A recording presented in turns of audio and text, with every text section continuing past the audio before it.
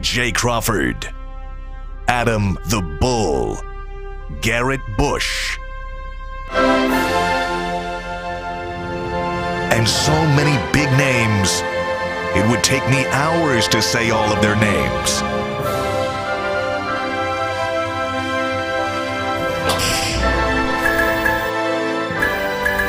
The ultimate Cleveland sports show.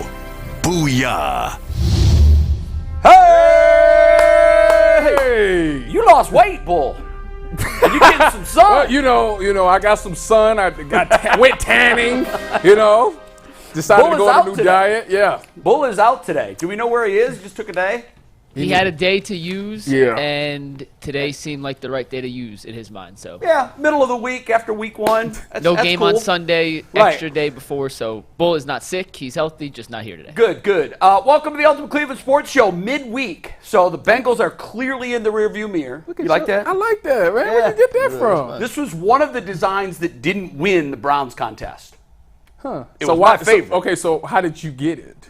Whoever designed it sent it to me. You connected Yeah, I'll wear that. You connected?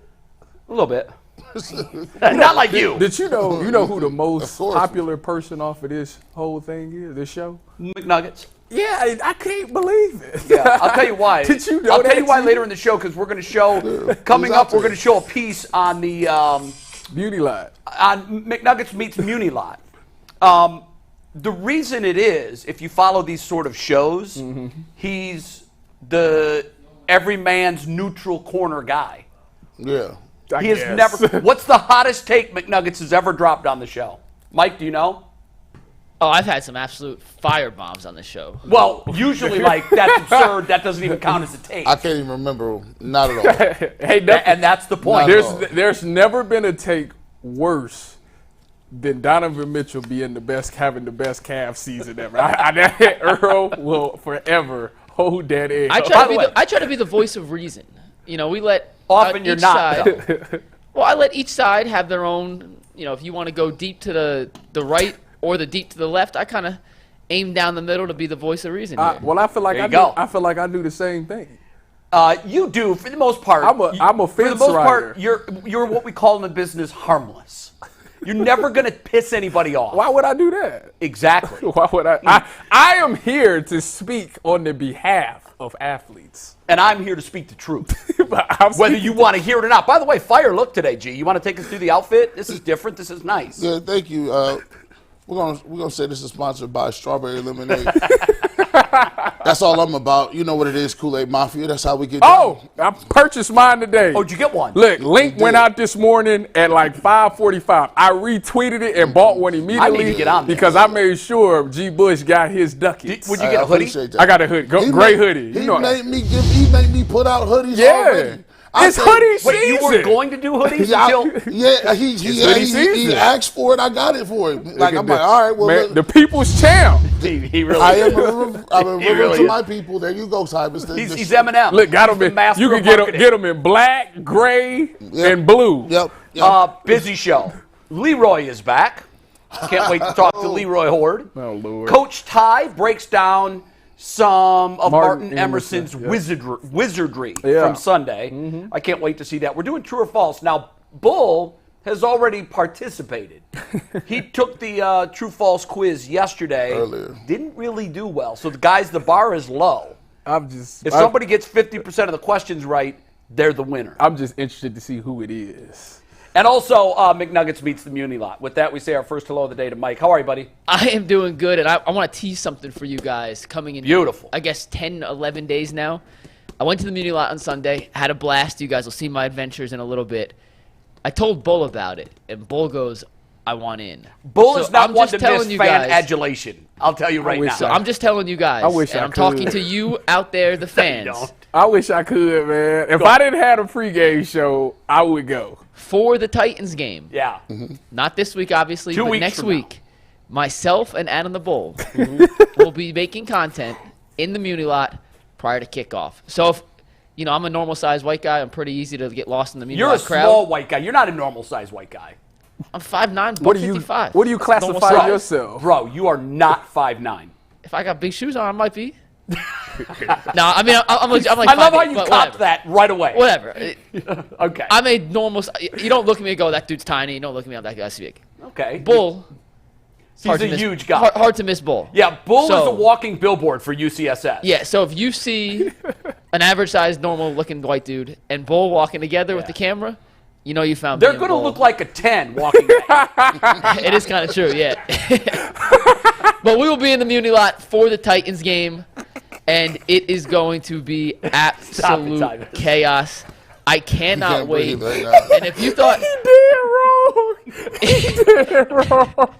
that might be the funniest thing Jay's ever said on the show, in all honesty. But you're gonna see love me and Bull. Bull down there. It's gonna be a blast. And, Yeah, I think that will be fun for both you guys. it's gonna be really fun. Yeah. Correct me if I'm wrong on my assessment of Bull. I think he loves fan adulation. Oh, he does does. not? He does. Oh yeah, absolutely. Bull has the hottest takes in here. He will definitely argue with you in the Muni lot. So. This is my concern. When Bull gets around crowds, he kicks up the fire up level to like DEFCON 9.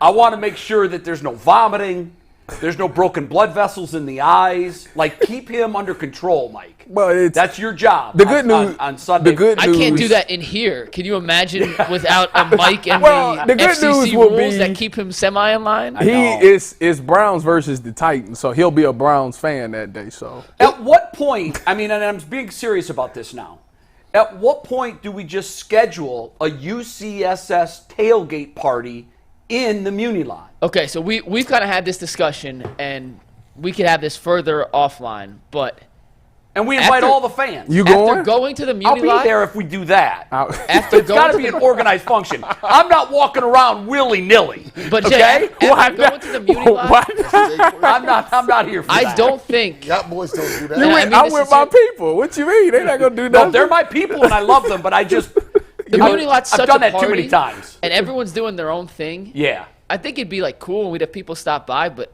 I think people are in their own element in the Muni lot. I'm not sure if we They tried are. to get people together.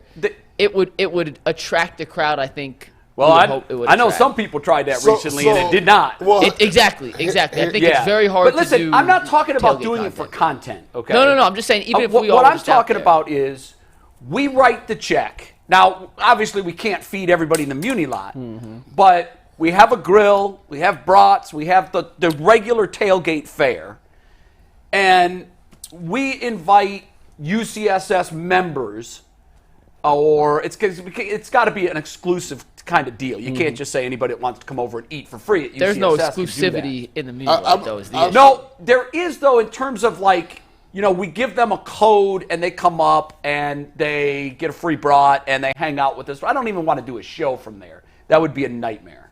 Trust me. That wouldn't work. But Well, y'all tell me how it goes because I will be on the pregame. I know you're busy on I'll Sundays. be on the You're, pregame. you're busy all over. Big Ten Yeah, Network, yeah. Browns Network. I'm gonna tell you what. If we used to do at the fan. We did fan tailgate. I used to do it every single game day, 9 a.m. to 1 p.m. to kickoff. And there was a crowd that would get there early. All the fanatics, usually about 9, 10 o'clock come around. People is just standing there listening. I'm talking about in brutal weather. I'm Yeah. talking about cold weather. Trust me, if UCSS goes out there and they want to do anything, we could play pin and tail on a donkey. We give away prizes and spin a wheel, or we could do a show. Free Kool-Aid. There will be free Kool-Aid at all times. Oh, There were that would be a There will be people everywhere. I'm telling you that. Yeah, no, I know. that'd I be a top absolutely believe seller. that. The Yeah. Browns Kool-Aid. They'll be everywhere, man. Busy show, and before we dive in, Mikey's got a quick read, and then we'll start our Wednesday content for week 2. Yes, and on Friday, this is very important, guys. On Friday, from 12:30 to 1, UCSS is going from a little YouTube show to a big-time TV show. From 12:30 to 1, we are making our TV debut on Channel 3 upstairs, WKYC. So we're going to end the stream Friday at 12:27 so we can make it upstairs for our 12:30 debut on Channel 3. After the show, we are going to be posting the TV version on YouTube, so if you're a YouTube watcher and you can't get Channel 3, you will not miss a second of content. The full clip will be posted, but it is the foursome of G, Bull, Jay, and Jason, plus myself and the Euro Director Steve, previewing the Steelers-Browns game, and we are making our TV debut Friday. Please tune in if you can. Give us those views. We appreciate it. And for the YouTube people out there, it'll be posted in full. You will not miss a second of UCSS content, I promise. Yeah, I'm glad you said that. I'm hearing from some folks on Facebook Messenger saying, I got a couple yesterday, and when we first announced it, I got even more. People were saying, wait, we're not going to lose the show. You guys, it sounds like you guys are steering more towards linear and off YouTube. And this was, I heard from people from Columbus, Indiana, Florida, and one that didn't say where, he just said he was out of state. And they all said, this is the only way we can watch. Here's the thing, even when it's on Channel 3, you can get the KYC Plus app, and you can watch us every day on that on your television. It doesn't have to be through YouTube. But no, we're not gearing away from doing what we've been doing because we've been very successful in this space. We're not abandoning this. It's just a move to spread our bandwidth. Yeah, it's another available channel that we have to us, and we're using it. We would never forget about the people that started with us on the YouTube. Like no way. We will always be here for y'all no matter what. By the way, who made that graphic, McNuggets? Who makes all our graphics? Was it Anthony? Of course it was. Anthony, I want to take a second to really commend you. When you came here, you had no television experience. You weren't a graphic artist. You had no idea what the hell you were doing. Now you're directing segments. You're producing when Mikey's out. You've sat in on the panel, and you've become a jack of all trades making these graphics. That's a really good-looking graphic. Mm-hmm. So, Anthony, hats off to you, man. That is just I can't commend you enough. And I Shout out to YouTube tutorials for Photoshop. There you go. But you know what? You've taken the tools that are available, and you've studied your craft, and you've become very good at it. And it's a testament to all these guys. Same thing with Earl, same thing with Mike. Nobody knew what we were doing when we started this. This was brand new. Yeah. And in a very short period of time, we've navigated a lot of hiccups and a lot of bumps in the road, and we've always come up with solutions. Steve, our director back there from day one, put us on the air and made us look like a professional television show because of his 72 years experience, I think, over at Channel, one of the other stations in town. How long were you there? Wait a minute. Was Anthony here day one? Yes. He was. Yeah. Anthony been here since the first day. He's an OG. Hey, He's an OG. You know. Fun fact, Tyvis, I actually got hired on, I think, before you because when I started, somebody else was in your spot. How about that? Fact. What do you mean somebody was in my spot? Yeah. Wait, We're going to have, actually, real quick. Steve, how could you? Real quick, we got to dive into topics, but Steve Becker, our EP, is coming to town tomorrow. Yeah, that's right. We are going to tape a segment with Steve before the show tomorrow that's going to air on a Behind the Glass later. Oh, nice. On, like, the OG origins of UCSS. How the whole thing came together. Because me and Steve were employees 1 and 2 of this project. That's exactly so we're going to pull the curtain way back, and it'll air not this week, but maybe another week on Behind the Glass. Yeah. So now, what's weird is, and I'm coming. not even sure if you guys know the history of this, what's really weird was, even before there was a Steve or you, Tegna had said, let's do something. So we were developing a show internally here that used another very prominent Cleveland media figure who was in the media space, and we shot a pilot. Now, at the time, I said, I got 30 minutes a week. That's really all I can do.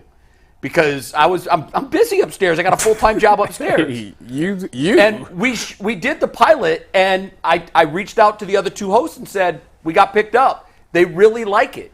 Well, in the interim, what happened was there was a show that was supposed to launch on Tegna in Dallas, and there was through a myriad of behind-the-scenes maneuverings, it fell through. Mm-hmm.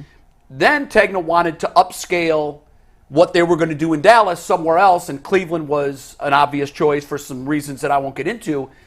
And that's when they said to me, you know what, we might ice that 30-minute show because we've got something, we want to take this to the next level. Mm. And at that time I figured, okay, well, good luck with it because I got 30 minutes a week. There was like psych. Yeah, go swervy dirt. Next thing I know, that I'm 30 minutes turned into 120. After a lot of conversations with some folks here and corporate, and here we are. They found you 90 more minutes, huh? All right, let's do it. So with that, Jay, let's get into topics today, and it. we'll talk to Steve. We'll get into all that, but we have to talk about the odds in the AFC North. Now, before the season started, there was a pretty clear pecking order according to Las Vegas. And who was favored to win the AFC North? The Bengals and Ravens, a clear 1 and 2. They both had plus 200 odds. Steve, you can take the graphic full.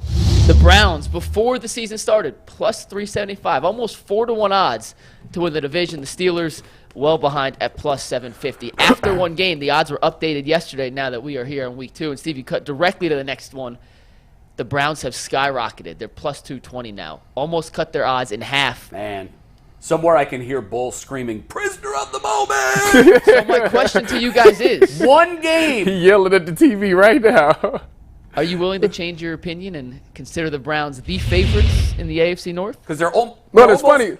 They're almost favorites right now. Funny you ask, because when we initially did this a couple weeks ago, I said that I had the Bengals and then I had the Browns right here, you know? Like And 1A. Yeah, it's like right there. Because I seen the vision, all right? I see the vision. And, Bull, I know you watching and you're saying, Tyvis, I can't believe that of all people that you are saying this right now.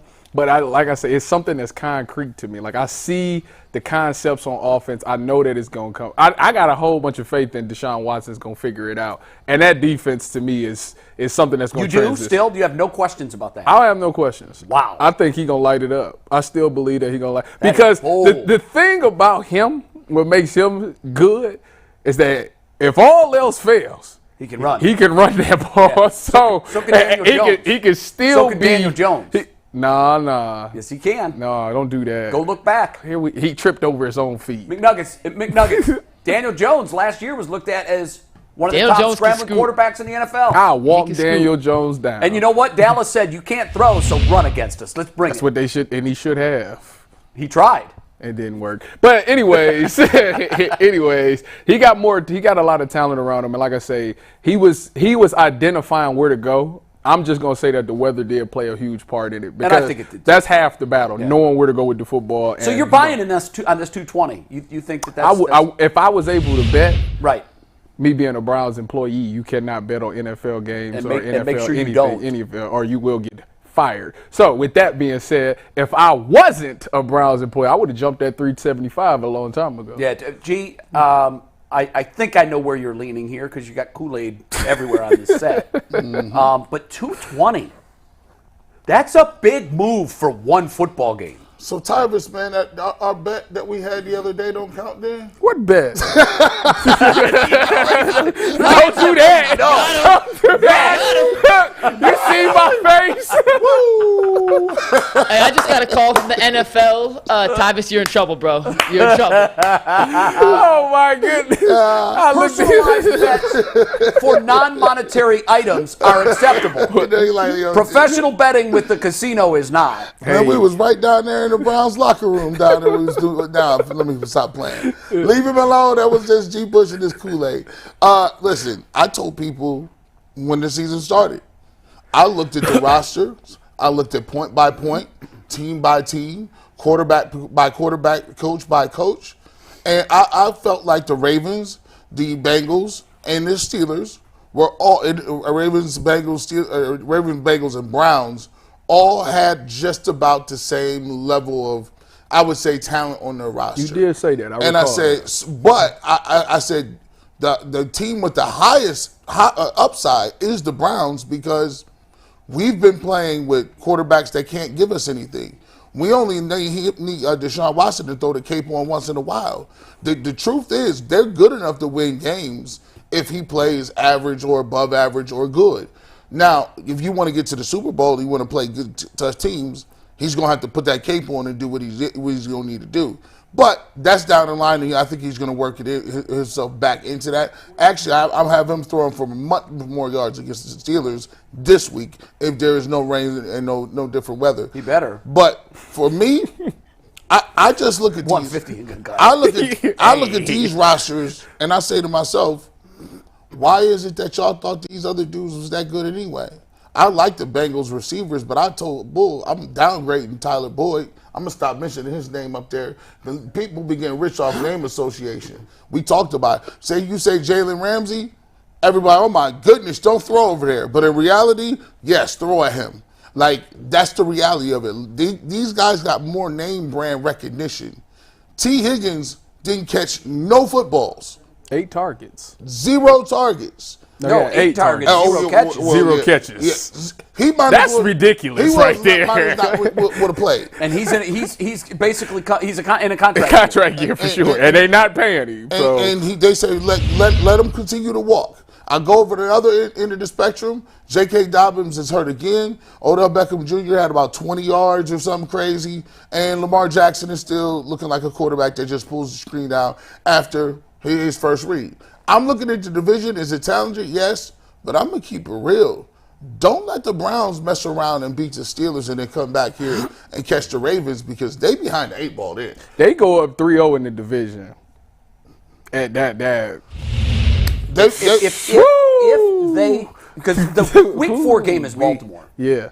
And I know that we're getting way ahead of ourselves here. But I said before the season started, imagine if this team starts 2-0. Now I'll say this, because when you look at the schedule, there's nobody on the schedule that should scare them. Mm-hmm. Well, if they do start 4-0, it's actually like 6-0, and here's why. They're halfway done with divisional games, and they can do no worse than 500. Yep. Yeah.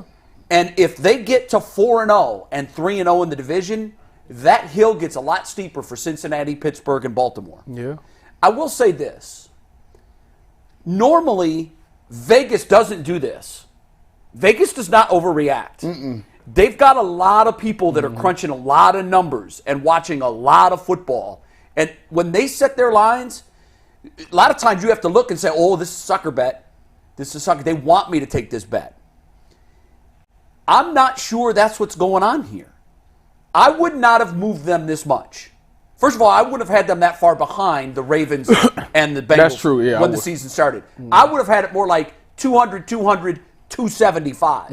I agree. Because I know what that defense is now, and I believe in Jim Schwartz. So I fully expected this defense to come out and be a top 5 defense. Hasn't he made everywhere he's went, he's changed. Everywhere he's gone, the defense has immediately improved. Yeah. Dramatically improved. So I had them 275.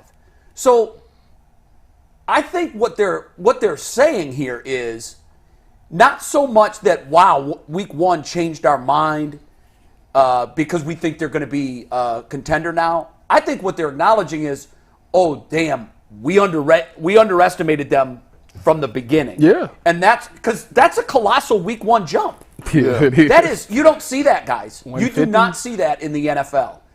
And so, again, I think that they're appropriately rated right now. Maybe still a little high. I might have them plus 230.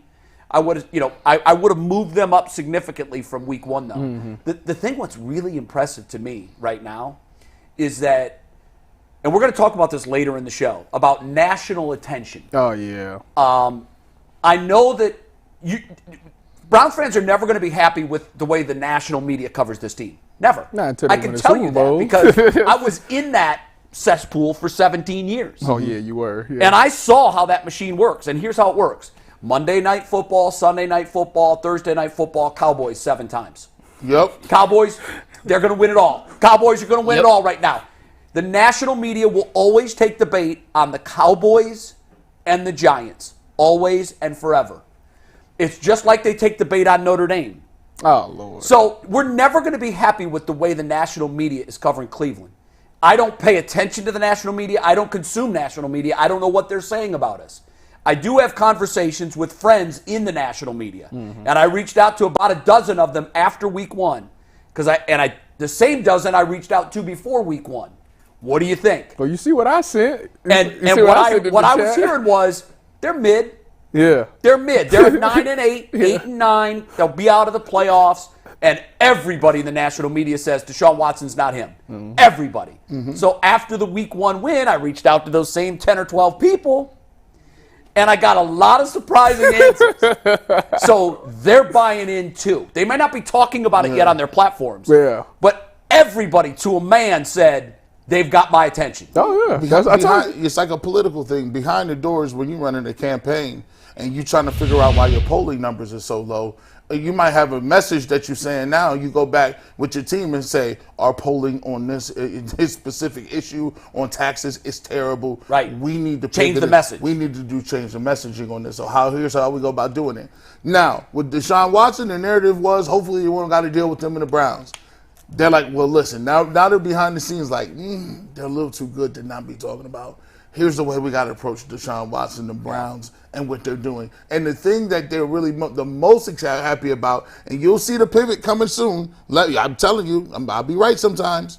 The pivot will be, Deshaun Watson gets most of the attention, and they got Nick Chubb on the offensive side of the ball. But what really makes the Cleveland Browns go is this defense. Well, I don't think that message would be wrong. It wouldn't, but it's an easy one. That's the next Right pivot. now, they didn't win week 1 because of Deshaun. No. They won week 1 because of the defense, Yeah. Nick Chubb, Yep. and Deshaun certainly played a role in that. Well, but what we need to see from number 4 is he's the reason we can win games. Well, you remember, and we will see that. Yeah. Do you remember last year when coming into the season, I said there's this thing called the plan to win. Right. And on the plan to win, the 3 things at the top is play great defense, run the ball, and take care and get the ball back. Yeah, don't turn it over. And don't turn give it up. over and create win the turnover margin. They did all 3, except did. the turnovers. He threw 1 pick and a fumble. No, they had 2 turnovers. Yeah, they had a fumble and Cincinnati had none. So I'll tell you this.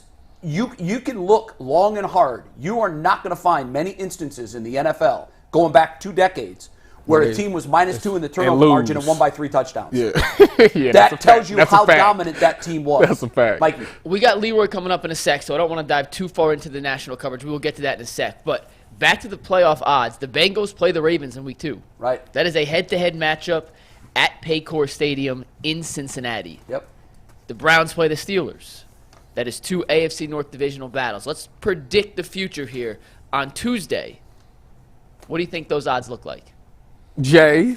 Those odds in particular, or what do I think the standings look like? No, the odds to win the division. So I guess you're picking winners there too, but I would. Who so do you I think- think Cincinnati's going to win that game. I Yeah, do. they are. And I think Cleveland's going to beat Pittsburgh. I do too. So what you'll have is a Cleveland 2-0, Cincinnati and Baltimore 1-1, and Pittsburgh 0-2. and what do those odds look like? I think they'll probably shrink it a little bit. But again, I think Vegas has made its big move on the Browns. Mm-hmm. And I think that move was an acknowledgement that, man, we missed on this team up front. They are now appropriately rated. Now, they're not going to move it again significantly after another 1 week. Yeah. Because if they didn't learn from last year, and Vegas always learns from everything, they saw what Cincinnati was last year in week 1. They lost to a Pittsburgh team that missed the playoffs and Burrow threw 4 interceptions. Mm-hmm. They brought it together and won the division and made a deep playoff run. The only next game that I think that you could see a significant jump in, whatever Vegas see us, I wouldn't even say it's the Ravens. After they come back from the bye week against the 49ers, right? That's like a mirror match type game. You got the 49ers, and they destroyed the Steelers. But the 49ers are looked at a team that is going to be in an NFC Championship game, possibly a Super Bowl team. So if you go play in that game, I think if the Browns play very well, especially against guys like Nick Bosa, you got Deebo Samuel. It's a lot of names, right? Kyle Shanahan. It's a lot of storylines with that. If they can come and play well or win that football game, I think people will start to be like, They might be the betting favorite. at that point. okay, And I think that's right. I think that's right. 'Cause They now go you're into that playing game a 4-0. yardstick team in the NFC. Yep. And man, San Francisco looked dominant. Yeah, they did. Looked dominant. Yeah, they did. They got pieces everywhere. Brandon Ayuk. They really do. But you know what, guys? They really remind me a lot of the Browns. They do. Yeah, They remind me a whole, McCaffrey to Chubb. Yep. The defensive pieces, the Bosa to Garrett. The back end of the defense to our back The end only of the difference defense. is they got Fred Warner. That is a big difference. God, I wish we had a Fred Warner roaming the middle for our defense. Who's to say Anthony Walker is it? We don't know. We haven't really got a chance to see it. We do know Anthony Walker's not Fred We Warner. ain't- Let's we- be honest. we don't know. We don't know what he's going to be in the Jim Schwartz defense what with these pieces. We He know he's not gonna be played Fred one Warner. game. We don't. He only We don't know that. Hasn't he only played technically 2 games with the Browns? Just a handful of games. I think he played a few last year. He before got getting hurt in the second Was game, it the right? second? I thought it was later than This that. is his 3rd year for the Either Browns. way, I think to judge Is it his to third judge year? A-Walk right now on what we've seen from him here would be unfair because this defense is special. It is. It is different, and we don't know what he's going to be and how he's going to fit in.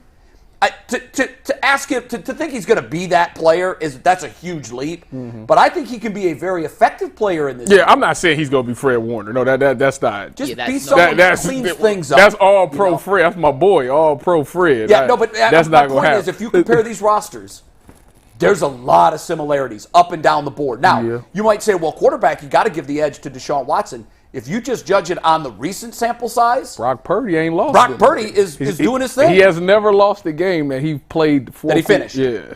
Think about that. Mr. Irrelevant. That's crazy. I did a national podcast last night, and I made this point, and I'm glad that we got to that because I wanted to bring it up, and I know it's Niners, and then we'll move on. I think the Niners are probably as well positioned to win it as anyone because, like Seattle when they won it, when Russ was on a rookie deal, this guy's stealing none of their salary cap. Imagine that. The quarterback is the biggest suck That's the best on the time. salary That's cap. the best time to hit. Win It's the the Super best Bowl. time to hit, and they Jay, know not it, only- and they're gonna Not operate only is he on a that way. rookie contract, he's on a 7th-round pick rookie Exactly. contract. So there's a rookie contract with Baker Mayfield that came in as a number 1. It wasn't a $30 million deal, but it was a big chunk of money. This guy's Mr. Irrelevant. He's playing for league minimum. It's insane. If San Francisco doesn't strike right now while they got him on a rookie contract, because in 2 years, he's going to make money.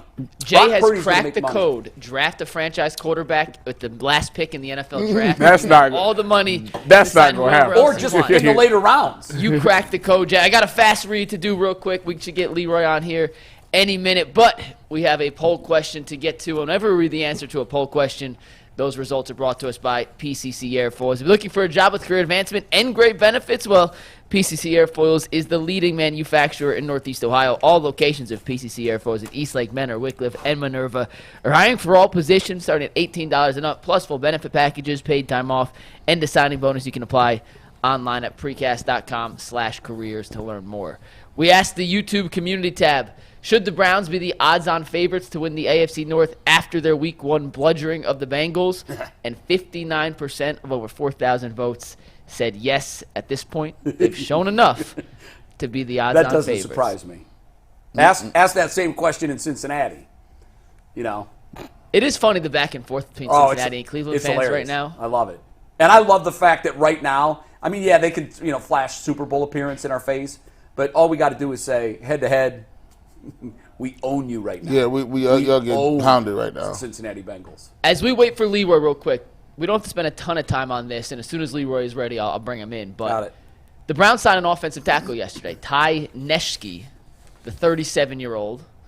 He's 37. Doesn't move my needle at Doesn't all. move the needle at all. He Not went to for the me. practice squad. So the big question is, and we'll, like I said, as soon as Leroy's on, we'll hop I know they're in, looking but for He's insurance. 37. 37. Yes. What is he, And coming Jason off- Peters? And coming off significant injury. Big question, though. Are you guys comfortable? Actually, you know what? We got Leroy. We'll save this. Let's bring Leroy in. We can Leroy, discuss what's up? it with Leroy because Leroy's good to talk to about this. It is all part of the conversation. We'll do a little more specific after, but Look the at man, my the myth, the man. legend is now Yeah. here. It is What's the up, one and fellas? only Leroy The Hoard. silver What's up? goat, baby. Yeah. Look at you, look all distinguished. Hey, I'd have it on my head too, like you, if I could grow it. Why would you put the camera on me? Like, Hey, take it off. it's still there. Wait, hold on. Hey, Your wait. hairline is in retreat, bro. No, it's not. No, it's not. Ty hairline playing better DB than Deion Sanders. Leroy, Hey, you just mad that my hair's still on my head. Hey man, Ty, Tyvis, don't Ty, Look, Ty. it's still there. Hey, LeBron got a guy. Hey, bro, they gonna say your hairline playing bump I and think run. Stephen A. Smith might have a guy, too. Listen, No, hey, boys, he just playing run. He ain't playing no that hairline Even bump and run. It's just He just run. That hairline prevent. ain't hit them eyebrows in a minute. That's a prevent defense is what Ty's working with right there. He's in full retreat. he said that hair ain't hit them eyebrows. It ain't. You know what? To be honest with you, it never did. Where it's at now, Actually, it's we should- always been where it's Yeah, at. you showed us a I picture saw the of like the picture. third grade. Yeah, to so prove it. it's never been. He's very there. touchy I about got- this. I gotta. Boy was bringing in pictures from the third I'm grade. gonna No, I got to. I had to dead it because people been saying that in my entire life, and Right. I'm just like, Yeah, I got a big forehead.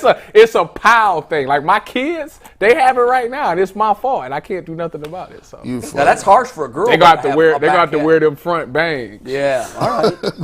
Hey, Leroy, we haven't talked to you since the big Week 1 win, so get it off your chest, man. What was your take? Well, I like to tell people that first things first, you win the game that is played, right? You don't know. You go in there with a game plan. You think you're going to be able to take advantage of different things or what have you. and then the game starts. It's pouring. You can't you can't throw the ball, and now you just in win mode. Do whatever you can to win the game. Right. And I had nothing but compliments to give to that offensive line. Even with Conklin out, Big Boy came in and did his thing. The running game, when you run the ball for over 150 yards as a team, when everybody in that stadium know all you can do is run, you doing work. And I don't think people really understand that. It was hard for everybody to throw that football. I mean, Deshaun was squeezing onto it too tight. A lot of balls were coming up short because he was scared it was going to slip. Joe Burrow threw a bunch of ducks, so couldn't do nothing there. And it was just an all-around good. And that's not even talking about that defense. What that defense did to Joe Burrow was a work of art. I've been saying this now for about 2 or 3 years. Every other team that has a Miles Davis. Oh, I'm sorry, not Miles Davis. Every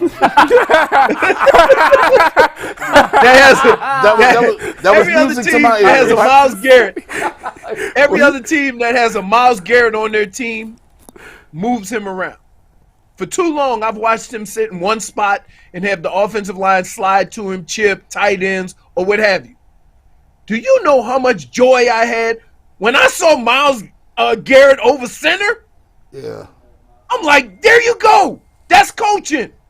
That's taking advantage and using your weapons to win a football game. So when they start doing that, the Bengals, oh my God, what are we going to do? He's not lined up where you said he was going to be lined up. That's football. So it was pretty special to watch. Next game might be different. Next week might be different. The weather might be better. Deshaun Watson might have to complete more passes. But I like the fact that, hey, we're going to dominate the line of scrimmage and do work that way first.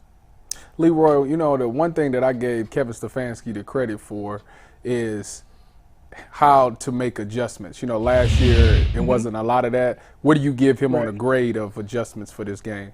I do. It was excellent because it got to a point where, you know, he swallowed his pride and say, I know I got this $230 million quarterback, but I'm going to say it like this. This is what we need to do to win this game. And that's what they did. And that's it. That's a coach's job, right? Do what you can to win the game. They won the game, and in fact, they dominated the line of scrimmage, both offensively and defensively. And so when you talk about we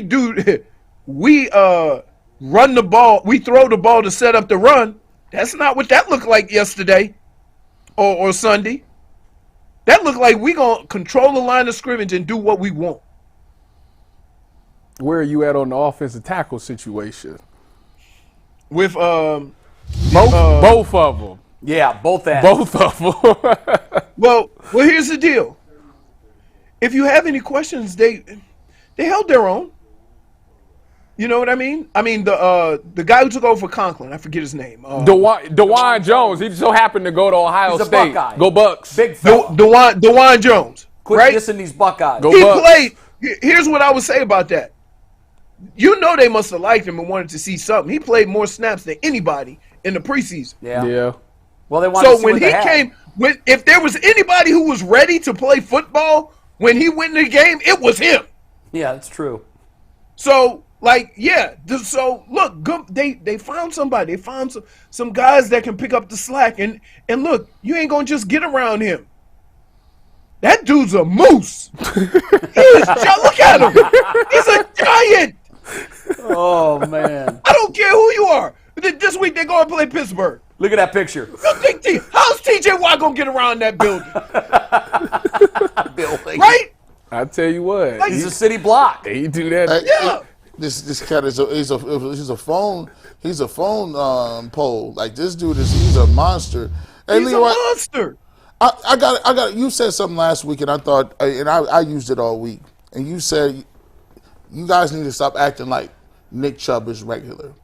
And so I want to go back and kind of get into your era in which you played with teams that had good quarterbacks as well as running backs was at a premium. You look at the Bills with Jim Kelly and Thurman Thomas, excuse me. You look at obviously it's Emmett and Aikman. You look at what they had in San Francisco with, Roger Craig, Ricky Waters, all those. It just seems like back then there was not this emphasis to say this or that. And what I mean by that is, does Nick Chubb have to be the focal point? Does Deshaun have to? Is it whose offense is it? I think that's a new constructed thing, because when I was coming up, there was never any. It was about complimentary football. Whatever you had to do to win. Maybe Emmett got the ball a lot. Maybe we had to get Michael Irvin involved. But it was never this thing from the outside that diametrically opposed a running back that you can use and a quarterback. Well, here's the main problem. The main problem is everybody don't have one, right? Mm-hmm. And you can get away with not paying a running back, but you can't get away with having a quality quarterback and not paying him. So when you start putting that much money, you're an owner and you spending $200 million guaranteed on a quarterback, who you want to see do well. And it sucks for this reason, because when you look at and you get to the end of this season, right? All you need to do is look at the run numbers. There may be a couple of teams that sneak by with a quarterback throwing for 350 or something like that every now and then. But for the most part, even in the championships, even in the Super Bowl, you always gonna have that one guy that run for like 120, right? And they gonna say, man, he could have been the MVP, but they give it to the quarterback. Look at the last one Tom Brady won. Look at when he won in New England, right? He always had that running back during the course of that game that kind of got off a little bit. And so you have to be multidimensional, right? These coaches are too smart. If you're going to throw the ball all the time and you put your offensive line in that situation, case in point, was it Dawand Jones, right?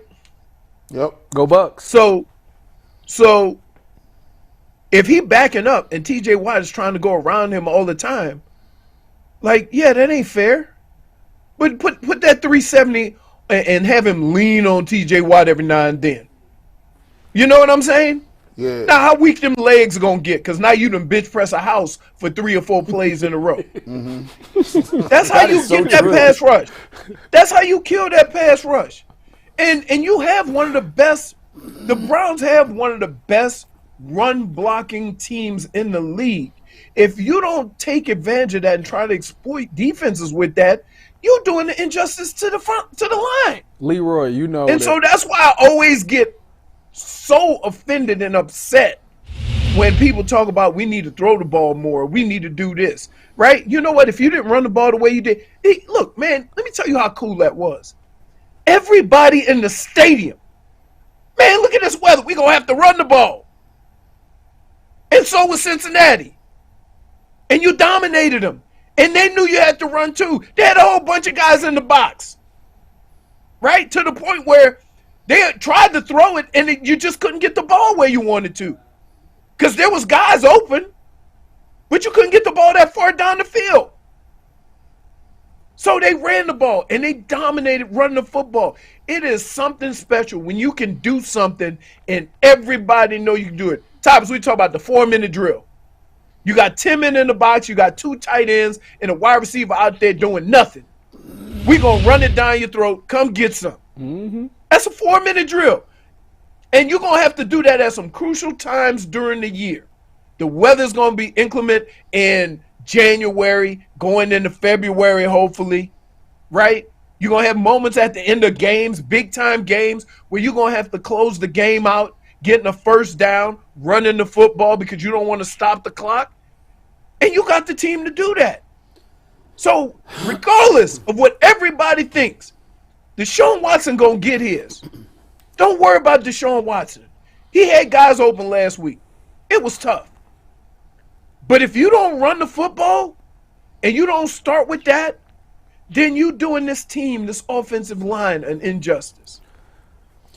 Go ahead. You think that he's going to be? You think you have no worries at all about Deshaun? No, not because here's what he has that a lot of these quarterbacks coming to these situations don't. They have a defense that's playing well. Right. You got a run game. That's quarterback's best friend. And you can work it out. He'll get better. I do believe he'll get better. Right. Will he be the Deshaun Watson that we saw in Houston? I don't know. But to sit here and But you're say, saying he doesn't okay, need to be. Right, he shouldn't have to be. Right. He shouldn't have to be. Well, with these Right? weapons, you're right. Here's why you have Deshaun Watson. You don't have Deshaun Watson throw for 5,000 yards and run your offense up and down the field. You got him for them 5 or 10 moments. Yep. Those 5 or 10 moments during the course of a season Put that cape on. where you need that dude to put the team on his back and make a play or have a drive to win a game or get you in field goal range with 30 seconds left. Right. That's what you need him for. There's only a handful of quarterbacks that can do that.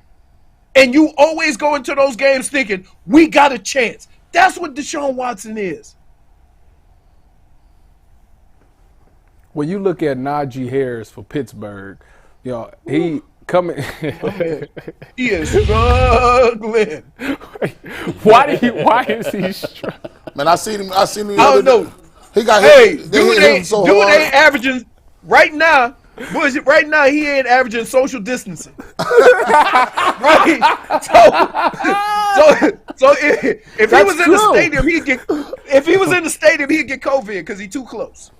My goodness, bro. Right? That might be the saying. best line I've ever heard. My Lord. You can't get 6 do feet you of carry. understand? Do you understand? If I lift my hands above my arms right here and fall down, that's about 2.5 yards, right? 7-8 feet, right? He's not doing averaging. No, but I think it has to do with one of the things you always say about Pittsburgh is this: they are tough, right? They are tough. They gonna smash mouth, do all the things that you need to do to win a football game. But what happened to them last Sunday, when San Fran came out there, it looked like they was in game 15 instead of game 1. Right. I don't think nobody in the league was ready for that. Right? They put it on him. So part of his lack of success that game was they never had a chance. They were always playing catch up. Yeah, that can be tough. That can be very tough for a running back. You want to piss a whole bunch of fans off? Beat down 2 touchdowns and you run the football. You aren't kidding. Yeah, you get Right. the booze real quick. Oh no, I used to hear it all the time. Eric Metcalf off the middle. We need 2 scores. Right.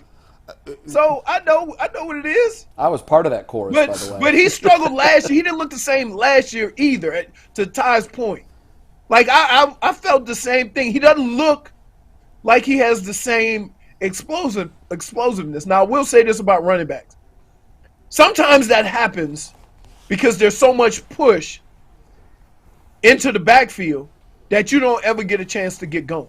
Right. You see what I'm saying? Sure. But we still talking about last year too. He didn't look like he did the first year. Yeah, that line is gonna be a problem for the Steelers this year. Yeah. It's been a problem for about the past 3 years. It's going to continue to be a problem because they did not. You know what, I know Jay? they're going against San Francisco, but man, they looked horrible. I just had this conversation, right? And we talking about everybody. There's like 15 to 25 teams talking about how bad their offensive line is. Yeah, everybody. Because you know why? Why? Because they're paying them D linemen millions and millions of dollars to get after the quarterback. Right. Like the money has changed. So what happens is, right? You have all these teams complaining about offensive line. Everybody can't have a bad offensive line. So you think the defensive line play has just gotten so much better that they're making these offensive lines look bad? It's just, and what you have to do is, believe it or not, you have to do more of make it more of a point to kind of not be one-dimensional. You see Right. what I'm saying? Yeah. So you almost have to keep them on their heels. If they rush the passer and you run underneath them on a trap or something, right? Now they got to think about some things. Yeah, it takes a little bit Now of they their gotta think aggressiveness about- away. Right. And that's, that's what the Browns did, because when you get the ball ran down your throat and then play action hit you, you're like, "Oh crap." Got me. You know what I mean? So that's why the run has always set up the pass, because it opens up all the different ways you can get guys open. If you open up, here's the dude, I'm gonna tell you, as much as I watch football, there's only one thing that drives me absolute crazy. When they take a shot on first down, it's incomplete, right? And then you try to run it and get you into reasonable third down. Now, I'm not saying you can't pass the ball on first down, but that's the perfect time to go play action, right? Right now, the way the Browns ran the ball last week, if you start off the game with a play action pass and a bomb, you might get half of that defense, because they're gonna be hell bent on stopping you from running the football with Nick Chubb. Yeah, it's a fact. They're keying now on stopping 24. Are you, Right. you predicting a Exactly. play action pass on the first play? Is that I what hope you it goes said? to Marquise Goodwin, who Hey, can get behind No, defense. if Marquise is out there, it's high alert. Yeah, they Well, know. well, As a DB, I'm telling you right now, if number 3 is out Hey, there, you high know alert, why? we going deep. You know why? You know what they're gonna call Marquise? Go route. Uh-oh, what it go is. route. Go route. Yeah, That's it. Yeah. for sure. You know No, what I'm for saying? sure. Number 3 on the field, he But going look, deep. you know what, Go Leroy, and especially to you, Tyvis, it's one thing to know it's coming. It's another thing to stop it. That's true. And you can't invent speed. But That's true. that's the true art of coaching, right? Yep. That you have a guy who's limited to a couple of things, and you can run an offense where they're concentrating on so many other things. He can do his thing, Right, exactly. right? That's the beauty of having coaching. Nick Chubb, too. That's the beauty, right? So what I want them to do, and I think, you know what, and I'm one of those guys. I've been on Kevin Stefanski a lot, but I've also given him a lot of credit, right? They talk about last year and they need to do this, and I wish they had ran the ball more. But guess what? Jacoby Brissett had his best season as a pro. Jacoby Brissett. So I'm not going to totally say he didn't do nothing, but I appreciate the fact that with all the things he said previous to last week that he wanted to do, and I acted like a damn fool when he said he was going to pass to set up the run. Right? You know what? Come game time, he played the game that needed to be played to Yeah, win. absolutely. Right. He And adjusted. so I'm gonna give him all the credit for that. Because he deserves it. That's a very good point. Right. It's a Right. good point. Leroy, I want to ask you really quickly before you head out. I want to ask you about the Pittsburgh Steelers rivalry in a sense. I was talking the other day, and I was specifically talking about the opportunity. You beat the Bengals. It's a team coming in without Hayward. Deontay Johnson isn't going to play. It looks like, we just talked about Najee Harris not being effective. Pat Freiermuth. And Pat Freiermuth, he's banged up. He's banged up. When you look at this as a rivalry, from me looking in, I would expect that the leadership on this team, a la, Deshaun Watson, would see an opportunity to say, hey, guys, look, we didn't play that well last week as far as us in the passing game. Mm-hmm. Let me get my receivers out here staying after practice because we gonna pull our part. We won last week because of defense and the run game. It's time for it. I think he should be upset a little bit. Not that it's over the top thing, but I said Peyton Manning and Tom Brady, they would take an example and try to make an example out of the Steelers in a rivalry game. Do you think that team has it in them to have that type of mentality going into Pittsburgh?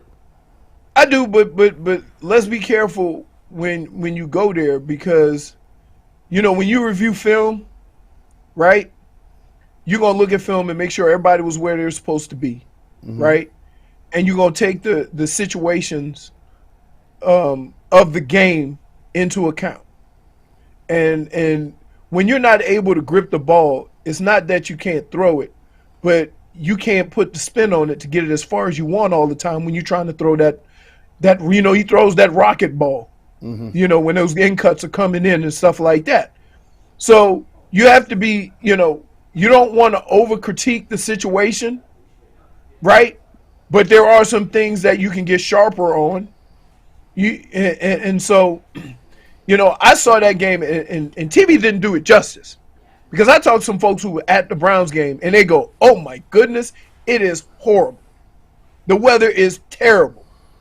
And, you couldn't see it with TV as much as you could, as much as they could feel it there. So, but I do think that they are going to go into it thinking, look, I don't care who they line up. That ain't my problem. It's the Pittsburgh Steelers. We need to do what we need to do. And I think you'll hear when you hear the guys talk about it, when you hear the coaches talk about it, they all know it's the Pittsburgh Steelers, and they know that, Tomlin ain't never had a losing season. So they ain't going to come back and bounce back and be no scrubs. They going to figure something out quick. I don't care who's playing. They always so do. You need to do what you need to do what you need to do.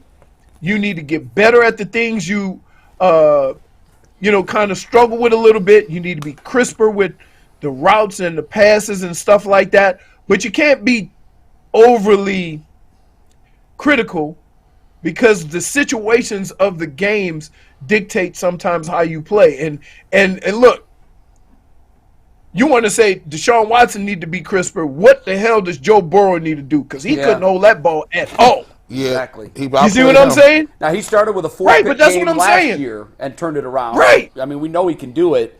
But right. yeah, the weather definitely impacted things. Yeah, right. So I'm excited for this week, and I'm gonna say it like this: if you got on black and yellow, I don't care who it is. They gonna play with some pride. Yeah. You don't ever go into a game saying, well, this guy's out, this guy's out, this guy. No. Because guess what? So many football players have got an opportunity with that guy being out and end up being Pro Bowlers and Hall of Famers. That's true. So I'm not going to just sit here and just discredit anybody else that comes in. Yeah, they need to look at this. You in black and gold, you in black and gold, you getting hit. They need to look at this not as an 0-1 team. They need to look at this as they're playing the logo. They're playing the emblem. They're playing the tradition. They're playing all of that. Absolutely. I don't. And the thing, as long as I was in Cleveland, they were good, right? Sure. And they've been good ever since. Right. And we've never had the luxury of, oh, this guy's out. Oh, it's going to be a little bit easier on. No. Right. Yeah. So I'm not going. I wouldn't let nobody else do it either. They know what time it is. Yeah, Myles Garrett has played against Pittsburgh enough times. There's been a lot of guys on that team that played against the Pittsburgh Steelers enough times to know what kind of game it is. On the road, get you some. If anything, get you some extra silent call. Get you some, motion. How we gonna do motion? How we gonna do these things or what have you? To just be crisper, just to just to be better each week. And I like they play the basic football well. Anytime you play basic football well, that is penetration on the defensive end, defensive side of the ball, running the football, tackling, getting some big plays here. And if you play the basic football, you can play anywhere. It don't matter. We gotta go. And we gotta go. 10 seconds. Give us your prediction. I said the Browns win 27-17. Love you, brother. We'll see you next week, man. That's a dub and a cover. Right. Thanks, Leroy. All right. We'll take that all day, every day. 10-point win at Pittsburgh. Go Bucks. Go Bucks. All right, before we get into our next topic, tonight at 7 o'clock, the next episode of Behind the Glass will air. Myself, Earl Anthony, previewing the Steelers game, putting a little bow tie on the Week 1 win over the Bengals, and we're going to talk about who truly is cornerback 1 on the Browns, which we will also talk about here in a Coach Tyvis segment shortly. Before we get to Coach Tyvis, though, we started to mention this before we brought Leroy on. The Browns signed a tackle yesterday in Ty Nsekhe, the 37-year-old veteran. Played on 9 teams in the league. That's ridiculous. I'm looking big picture, guys. I don't think Neshke's the answer, but real quick, we'll spend 5 minutes on this before we move on. Practice squad, right? Do the Browns Yes. have enough at tackle currently to keep Deshaun Watson upright for the next 16 games? Or do you think they have to go out and find a veteran option or a younger option, just even for some depth, to make sure that their star quarterback stays healthy? I tell you what, not having the tackle could really kill a whole season. I've seen so many quarterbacks that, especially on a collegiate level, where they were supposed to be for sure first-round picks, and not having a left tackle killed their draft stock. So it can be fatal. I'm hoping that Kevin Stefanski is good enough and wise enough to realize that, you know, his tackles can't be put in one-on-one situations quite often. Deshaun Watson is a great athlete, but, I mean, you're talking about guys like Andrew Luck's career is being cut short. You talk about Justin Fields right now, who's getting sacked at a high clip. So it can't kill it. I trust Bill Callahan to get things done. I would be more secure. I'd feel more secure if they did have a veteran tackle in the works. Those are tough to find in the middle of September. Yes, it is. It's not. Really It's tough. really not. know- really not likely. I did some homework. I reached out to Bull, and the Bengals cut Lyle Collins. Right. I actually, he was on the PUP list, and I was listening to James Rapine, and he was talking about they didn't know whether it was a thing where he was off the PUP list, he passed the physical, but he wanted to play. They wouldn't Eric really take him. Fisher, wasn't he the first pick of the draft? Yeah, Eric He Fisher. was. Lyle Collins also was due $7 million roster bonus, and you know the Bengals ain't got no money. They bouncing checks after that Joe Burrow deal. Well, you know, he so was- they needed that $7 right back. Like He was Joe Burrow's bodyguard. Remember that? yeah. So I don't know, and I asked Bull. I said, "You watch him every day. Is he an upgrade?" He's like, "Well, he was much better 3 years after coming from the Cowboys. He's had 2 significant injuries while he's on the PUP list. That's what scares me. Yeah, 2 significant I mean, injuries. what's his age? 30. So I, kick the tires on that one, but." Look, I'm going to give the Browns credit. He played left tackle, we right? sat here for, I think he did. We played for 2 weeks. We really took it to the Browns about the way they were handling the kicker. First of all, really the whole preseason. I felt they needed to have a kicker in camp from day one. They didn't. I thought that was a mistake. I think they gave Cade York every chance in the world, which I understand he's a draft pick. You've got something invested in him. Yep. But when they were kicking the tires on the kicker market, we sat here and dragged them over the coals for not bringing in Robbie Gould. And I know he's older, but he had all of his kicks last year. He's a Pro Bowl kicker. And he's a money kicker in big kicks. And they went and signed a guy that wasn't even on our radar. We listed 5 kickers that were available on the open market. Well, he wasn't available. Some of the guys that we listed weren't available either, but we knew that they were in a kicking battle and they were likely to lose. In New England, we knew that they were going to keep the rookie and they were going to cut the veteran. But none of us mentioned Hopkins. No. And they That's far not true. He was on our graphic. we didn't spend any time at all talking about him as the answer. We put 10 options up there. He was on the Okay, graphic. it took 10 options. I was number 11. he was in the I'm just draft. saying he was on the graphic. Don't Okay. say nobody mentioned him. No, but what I'm saying is nobody sat in any of these chairs and advocated why aren't they signing Hopkins? That is totally fair. And Well, the Browns, now I know it's 1 week, small sample size, he might miss his next 3 kicks. But so far, we have to give the Browns credit. Because they didn't go out and overpay for Robbie Gould. They went out and they got a name that we were all like, huh? And so far, so good. Now, can they do So that? I trust they're going to do the same Can thing they at do that tackle. with left tackle? I trust they will. What I will say about the Browns and what they've shown just this whole season and this offseason is that they know what's at stake. And I They don't know care. what time it is. I don't care who you are. They ain't keeping you around. I agree with that. If it's They're a problem, they're they acting gonna with a fix the real sense of problem. urgency. Yeah. And here's the best part about it. the guy that came in that's going to start for Jack Conklin should be getting all the smoke. But 95% of the people ain't worried about Dawand Jones. They worry about Jed Wills. That's funny because it might be true. I'm not worried about It's a big That picture might question. be Yeah, it's true. not just Dawand Jones. It is equally as concerning That on the other might side. Okay, now I True. know there's concern, and I'm just going to be devil's advocate because I like doing that. Are you with Jason really? now? I'm concerned too. Okay. But for the sake of discussion, and I think this should be thrown out there, it's not like we haven't seen Jed Wills and Dawand Jones for ever. They held up against a Cincinnati Bengals front line that's, I think everyone would agree, is probably slightly above average. And they didn't get Deshaun Watson killed in that game Talking about last week? last week. Well, it's They- because he's mobile. Exactly, but he's going to be mobile the rest of the year, we hope. Listen. So, I mean, I'm just trying You to playing I'm trying to with calm fire. concerns. At what point you got a quarterback that's $230 million? At what point can he feel comfortable just sitting in the Look, pocket and throwing the ball? I watched Hudson against Pittsburgh a couple of years ago. Well, I don't think he's that good either. Play after play after play, and they gave him no help. Guess and what? Baker was a sitting duck back there, and they never adjusted. Well, I can tell you And this. what happened to Baker the So next this- year? Well, yeah. Damn. Okay. But Okay. But here's my point. We knew in 4.6 seconds Hudson ain't it. We knew. Do you think it might have been designed? Well, look, everybody thought that Hudson would probably be the guy that comes in. And what happened? Listen, Dawand Jones was number 2 on that depth chart, whether we knew it or not.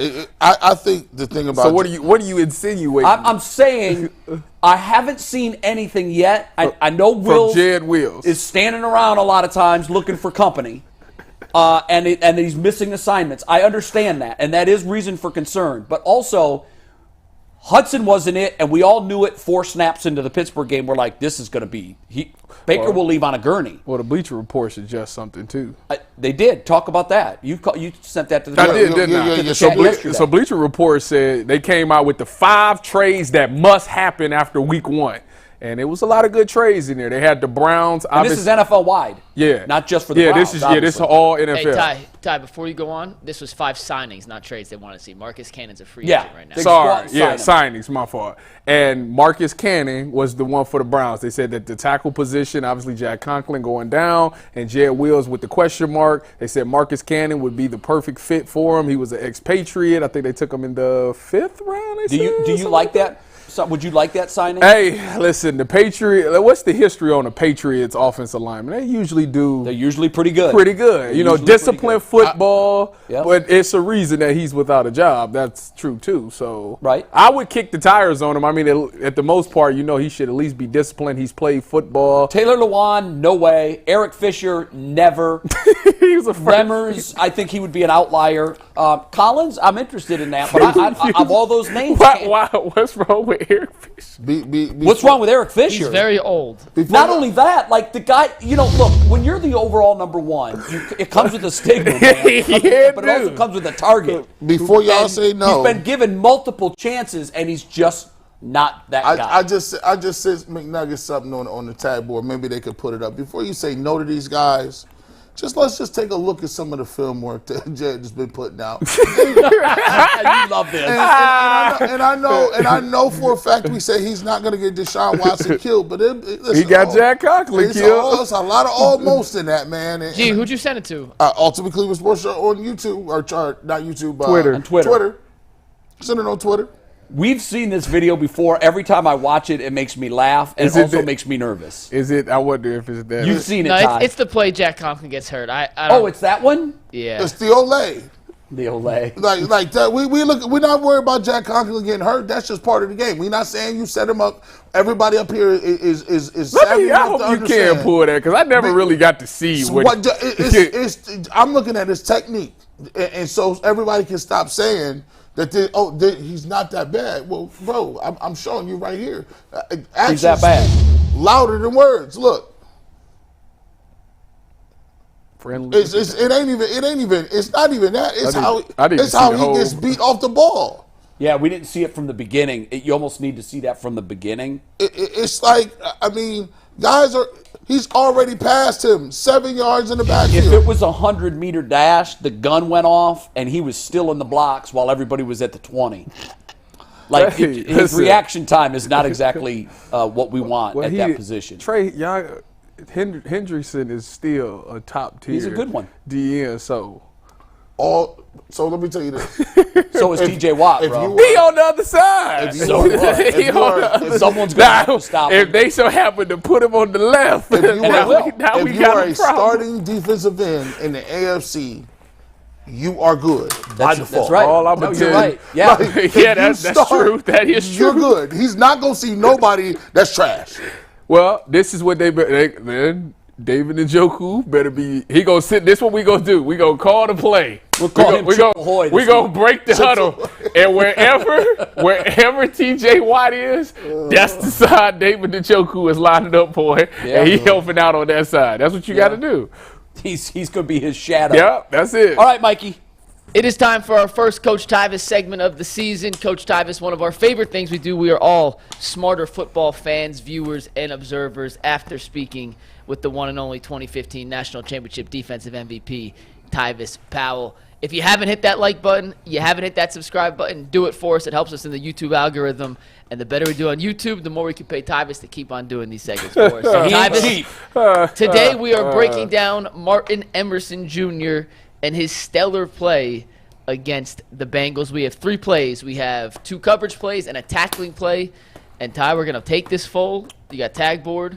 Steve, whenever you're ready, and we can let Tyvis explain to us why Martin Emerson Jr. did something so special against these Bengals receivers. Because he a dog, that's why. No, okay, so on this first play, he's at the bottom of the screen right here. And when I saw this play, it reminded me of when I was with the Seattle Seahawks and I watched Richard Sherman go up against Brandon Marshall. And I actually text Sherman about it this morning because, I mean, he looks literally identical to what Sherman was doing. So I asked Sherman, you know, if you watch Martin on this, you see that he sees it's an outside release. He sees that he's getting the fade ball. But what's so impressive about it is that he gets his eyes right around, like immediately, which is something that you're not supposed to do. But the reason that Martin is doing it is because he understands that they're going to throw back shoulder fades. And I asked Sherman, I was like, when you played Brandon Marshall, you did the same thing. And he said, well, he knew that it was some type of signal that was being given that was a back shoulder. Oh, really? So Fitzpatrick. Because he knew the back shoulder that's what I'm was saying. coming. He knew 100% that this was back shoulder because no corner plays it like he's almost playing it like it's a cover 2 type thing. He got his eyes back for the back shoulder, and it was a back shoulder pass. So Martin Emerson is not just a good football player. He's smart. He's watching tape and he understands signals or something. Something was given that he paid attention to and caught to know that that's a back shoulder fade. He was on top of the route, which is perfect. When you get an outside release, you want to immediately stay on top of the route, squeeze them to the sideline. The reason you squeeze them to the sideline is because now there's no route that he can run. If he runs a comeback, he's going to run out of bounds. It can only be a fade. So a lot of the routes is eliminated right off the bat from him just being on top of that route. He's using the sideline as a second Exactly. defender, right? So he's able to get his eyes back and play it because Joe Burrow has nowhere else to go with the ball but a back shoulder. He plays it well, and he almost comes up with the interception. So He reacted to it like he was the receiver. right. Really. This is next level stuff. Like Martin Emerson is really making that jump. I love that. All right, so that was Whenever you're comparing him to your guy, Yeah. that's pretty high praise. Yeah, he knows something. Now, I wonder what Sherm said about that. He ain't me yet. I didn't show him the clip. So when I texted him this morning about it, I said, I'm breaking down this Martin Emerson clip. And I said, Sherm, he looks exactly how you looked against Brandon Marshall. So what was it that you seen, or why did you play Brandon Marshall that way? He was like, oh, they was giving these signals that I picked up on watching film and during the course of a game. It's I seen what it was. He was like, he like hit his leg or tap his foot or something like that. And I knew that was back shoulder. So when I seen it, I played it like that. So wow. I said that looked like exactly what it is. And this very next play that McNuggets is about to show, he does it. He almost do pretty much the same thing again, but He stayed on top of the route this time, and it's on T. Higgins. Boom, he on top, stabs, gets his head, he flips his head around, and he's ready to play it. He knows. That's crazy. Because a lot of he eliminated a lot of routes when he gets them push, stab him off. See, what people got to realize about these fade routes, if you ever go to like a practice and watch them practice, it's this red line that goes up the side, it's like 5 yards away from the sideline. It goes all the way down the field. What's it for? It's for the fade route. So when receivers run their fade routes, the quarterback is taught to throw it on the red line. Oh, okay. So what it does is if you throw it on the red line, that receiver runs up that red line and he keeps space so he can throw it on the outside shoulder so the corner Gives can him room never to catch get it and still right. be in bounds. So what a corner wants to do is you want to knock him off of that red line so it eliminates that sideline throw. He can't throw it because there's no space.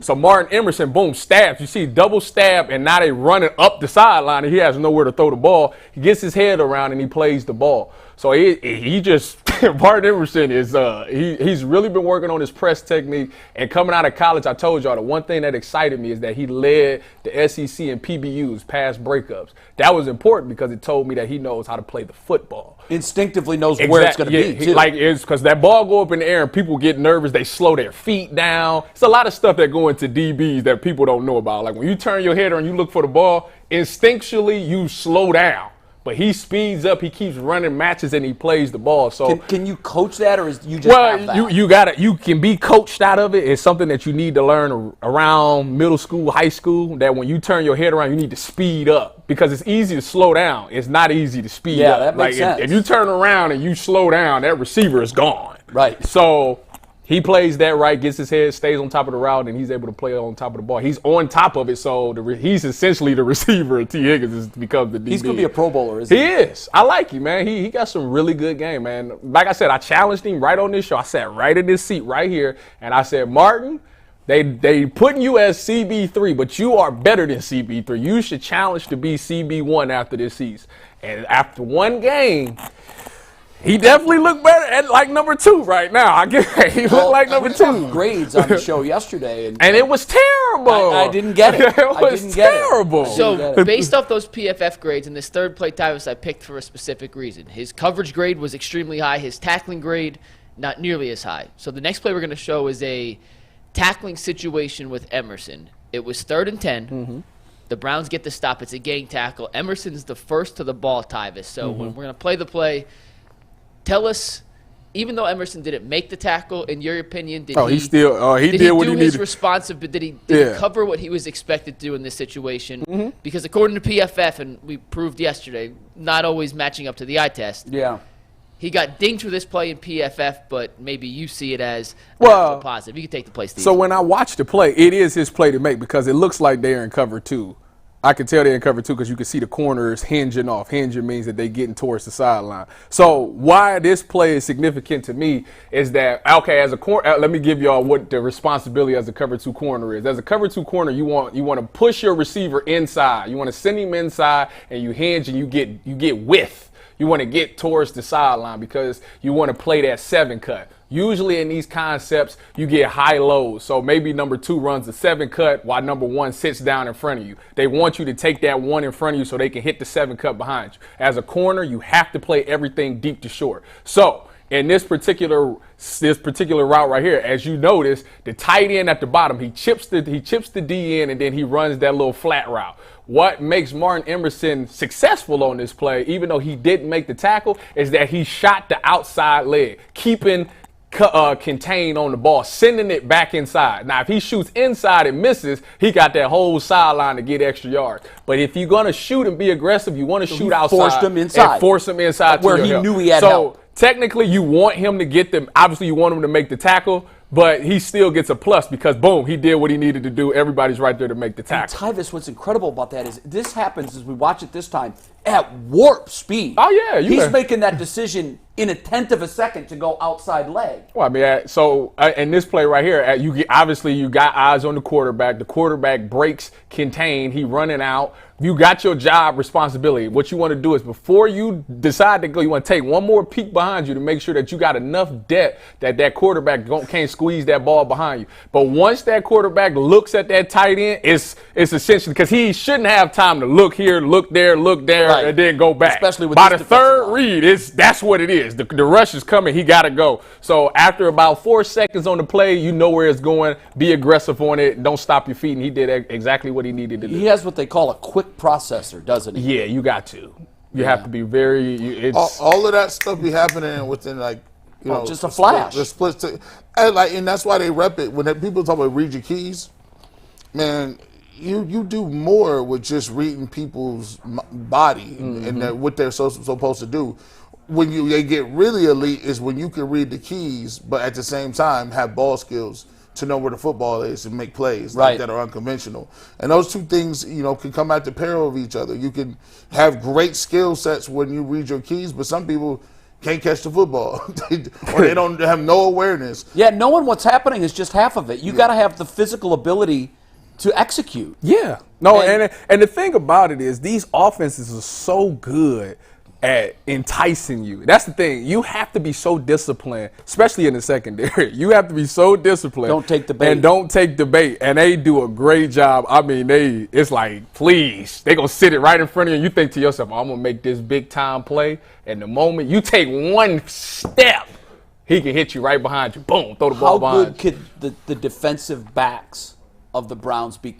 Can they reach a status where because in the late 80s, early 90s, it was Hanford Dixon and Frank Minifield, they were the dogs, and they were widely regarded as the best defensive backs in the NFL. Can this group be that? I tell you what, when you look around the NFL, it's not a lot of guys that can say, especially as a trio, for you, I'm just talking corners and a nickel. Right. It's not a lot of teams that can say that at every spot they strong there. The Browns can say that, and they're pretty young. That's the best thing about it. They're all young. With Denzel being the leader, now Denzel's biggest He's the old challenge man of the group now. is his biggest challenge is staying healthy. But from a coverage standpoint, they're all pretty strappy. Like they are really tight in coverage. And with that pass rush merits to that tight coverage, it's hard on these quarterbacks. And the safeties are coming too. Exactly. It's so hard. So if they continue to do that, the only problem that they had last game was tackling.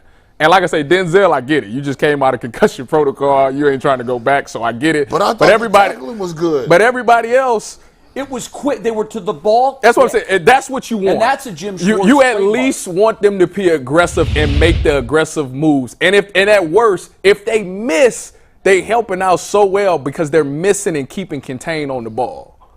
That's what you want. Great defenses tackle and contain the football and don't give up explosive. You do those three things, I you know can be a they're great all defense. important. We're going to take the linebackers out of this mix because Yeah. the league has said you guys are just kind of partially on the plate. Yeah. Let's just talk about defensive fronts and defensive backs. Yeah. Which one is most important for a defense dominance? The D-line, but they go hand in hand because you think about this, and you know who said it to bring him up? G-Dub, Greg Williams said it. Yeah. Back when he was drafting Denzel, everybody was like, get Bradley Chubb. I remember that. They was like, get Bradley Chubb with that pick, and he said, no, I'm gonna get Denzel Ward. He said the problem is Myles Garrett is this close to getting there, but the quarterback's getting rid of the ball because somebody's open. We don't have nobody in the secondary to stop him. So they went and got Denzel Ward, somebody that gets tight coverage. Why? Because now that quarterback has to stop and think for a second, like, maybe I can't. And at that moment, boom, he getting tackled. So that's what the difference A great is. defensive That's why they line go hand in hand. Can make a really good defensive backfield Yeah. even better. Yeah. You think about Jacksonville and what was that, 2017 when they had Ramsey and A.J. Bouye and they led the league and all that stuff. They had a great pass rush. They had Calais Campbell, had that great pass rush, and they had that great secondary. Quarterbacks got nervous and started throwing the ball up in the air. Yep. I'm so excited about this defense, I can barely contain it.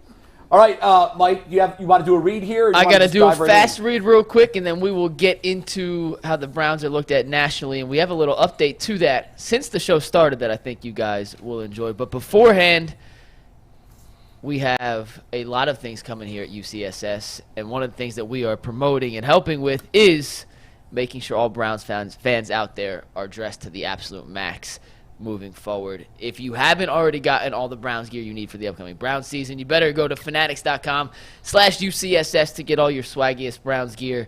It is the same Fanatics store you would find regularly except if you buy it using this link, fanatics.com/UCSS, we get a little bit of money on the back end. So it is a totally legal, fair deal. I know Jay said it sounded like a drug deal yesterday. It is not. Totally legal. I never said signed drug by deal. our lawyers. I said it sounded a And little shady. we hope that if you are buying any Browns gear, wear it to the Muni lot when me and Bull there are there in 2 weeks, and continue to get all your Browns gear for yourself, your friends, your family at fanatics.com/UCSS. Is Bull going to wear Browns gear? Because that's always tricky for a fan of another team. I don't think, and this Bull will tell you, it's really hard for Bull to shop for certain stuff. I get that. I don't think he has Browns gear. And you know what? Like, I don't think we should ask him to wear Browns gear either. No. I mean, he wants Listen, the Browns to do well. I don't but think he's you a could ask Bull Bengals to do fan. anything. He's going to do what Bull wants. Bull's going to tell you, I'll either do it or I won't. I mean, hell, he lost a bet where he was supposed to wear the Baker Mayfield jersey, and he never did. He In had our it. office. It is. All right. So real quick, national media, let's do this. We started mentioning this earlier. I want to get a little more in depth here, but since the show started, see, take tag board full, a national media show. And I don't know why this looks so wonky in here. This is from First Take, but Stephen A's A-list had the Browns as the 4th best team in the NFL after week 1. Yes, they did. He's buying Maybe in. the national media is starting to turn. The tide is turning towards the Browns here. G, how does it make you feel? I welcome all oncomers. If you want to get on the bandwagon, it's cool. We got Kool-Aid enough for everybody. We got room. You know what I'm saying? We just made a deal with Oregon Trail, so now we can get on. The official sponsor of bandwagons? Yeah, official sponsor of bandwagon and meager rations. I'll tell you what. It's this. You can't not like them. See, the problem is, you all gonna get to see people really gonna start jumping over the ship trying to get on the board right when Deshaun Watson throw his first 300-yard game, multiple touchdowns, no interceptions. Then the next week the Browns are dangerous. I tell you what, if he throwing like that and they got Nick Chubb in this defense, good luck NFL. It's not gonna happen. I'm telling you, bro. I mean, they got too many pieces and parts. You think Amari Cooper going to be regular all year? You think Elijah Moore ain't going to make no plays? Come on now. And we didn't play with Juan Thornhill last week. And this week is going to be, I think it's one of those weeks where the offense really wakes up. And it's going to be called pick your poison this week. Because I think they're going to get 100 on the ground. And I think your man Deshaun Watson wakes up this week, and he's in it for the first time. Show you that 230. Well, I tell you what, this week to me, I need more than 230. This week That's 230 million. Yeah. He's going to show you. Oh, I thought you were talking No, 230 show you passing why. yards. 230 is that bar's low. I think 230 is like 330. I like. I truly believe that this game right here will change the whole narrative for the Cleveland Browns. Yep. And I know that the Pittsburgh got blown out and all that, but the thing is, I don't think the Browns have won a lot of games in Pittsburgh. That's one. No, they have not. And two, I think that everybody knows it's a rivalry. It's been dominant, and it's in Pittsburgh. Like, I don't think that's a fluke to go in there and just win, especially if you win in a great fashion. Like, if you go in there and do a San Fran type thing. Oh, that's going to take the attention like, of you everybody. have no choice but to address what's going on in Cleveland. And I think G's right. I think that everybody comes in and plays their part in this, because we still are waiting to see this playbook that's just so open. Now, we got to see glimpses of it. I got to see concepts like that. That Marquise play, the first one where he overthrew it, I don't even think people know. DPJ was wide open going the other way. Like, they did a crosser route. Someone else DPJ pointed had that his out to dude me. beat too. So both of them was wide open, and it's something new that we hadn't seen. So I'm actually interested. I want to see it with good weather where there's no excuses of them being able to complete passes. Right. I hope it is clear. Yeah. Monday night. I can tell you, my perspective on the whole national thing when it comes to the Browns is interesting, because for most of my young adult life, I was not part of the national media. Mm-hmm. And I used to get caught up in that groundswell of fans that were always complaining about how we were viewed. And I'm not talking about the Cardiac Kids, and I'm not talking about the Bernie Kosar years, because obviously they got their due then. Yeah. Well, what was different? They won, and they won consistently. Yeah. We don't deserve national love. I'm just being very honest. I mean, and I'm not talking about in the micro this year. I'm talking about as a franchise. Mm-hmm. Yeah. We have done nothing to convince the national media that they should pay attention to us. I agree. Now, I changed my thinking into that when I went to the national media and I talked to all these guys that are making opinions and putting them on television. And here's what I would hear. Browns would start 3-1, let's say, which rarely if ever happens. And I'd be like, dude, why aren't you, come on, let's blow this trumpet.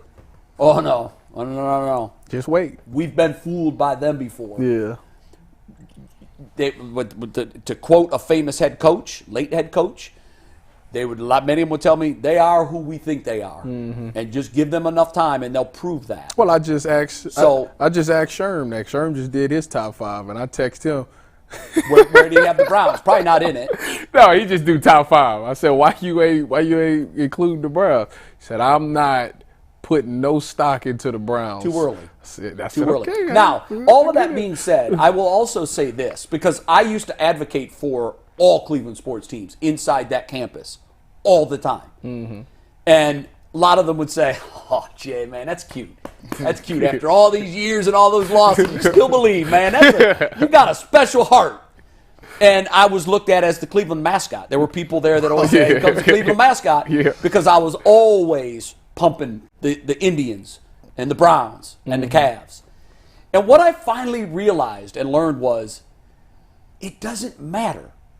Who cares what they think? It doesn't put Dubs in the right column. It's true. In fact, a wise person once told me, why are you asking for the target? Yeah, that's true too. I tell you what, I don't fly under the radar. It's okay. And you know what?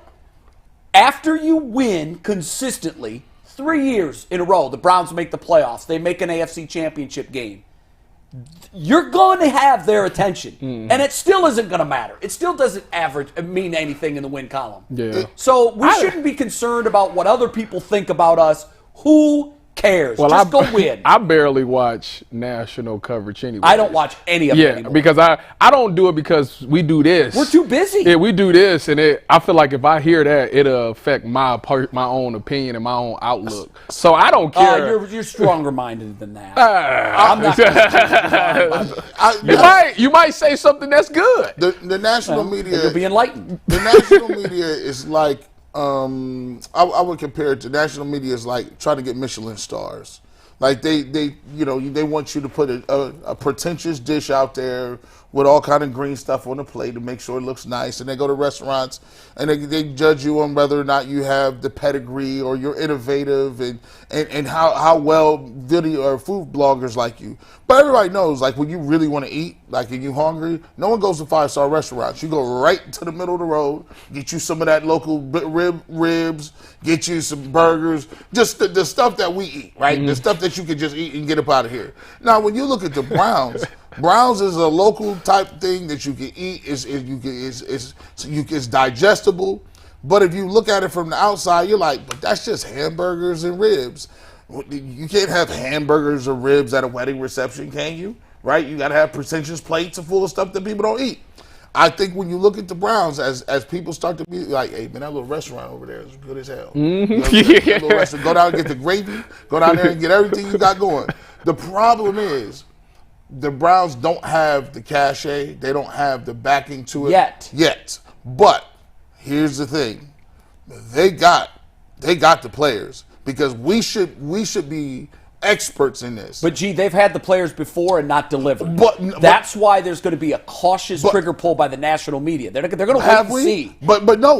We've had, a couple years ago, we were talking Super Bowl to start the season. I think we went 6-10. I think we exaggerated it because now if you go back and compare those two rosters, you start to see the flaws in the roster. Well, we saw them in real time, but we talked ourselves into, but they got Nick Chubb, and they got Myles Garrett. Yep. And you know what? At the end of the day, all that was fool's gold. And now, this is the real deal roster. This is the menu that you can eat off This is the roster, right? This is, like, you look at it player for player, this roster is that good. That's why I had no problem just saying, you know what? Y'all have, flushed a lot of people's hopes and dreams down the toilet. But guess what?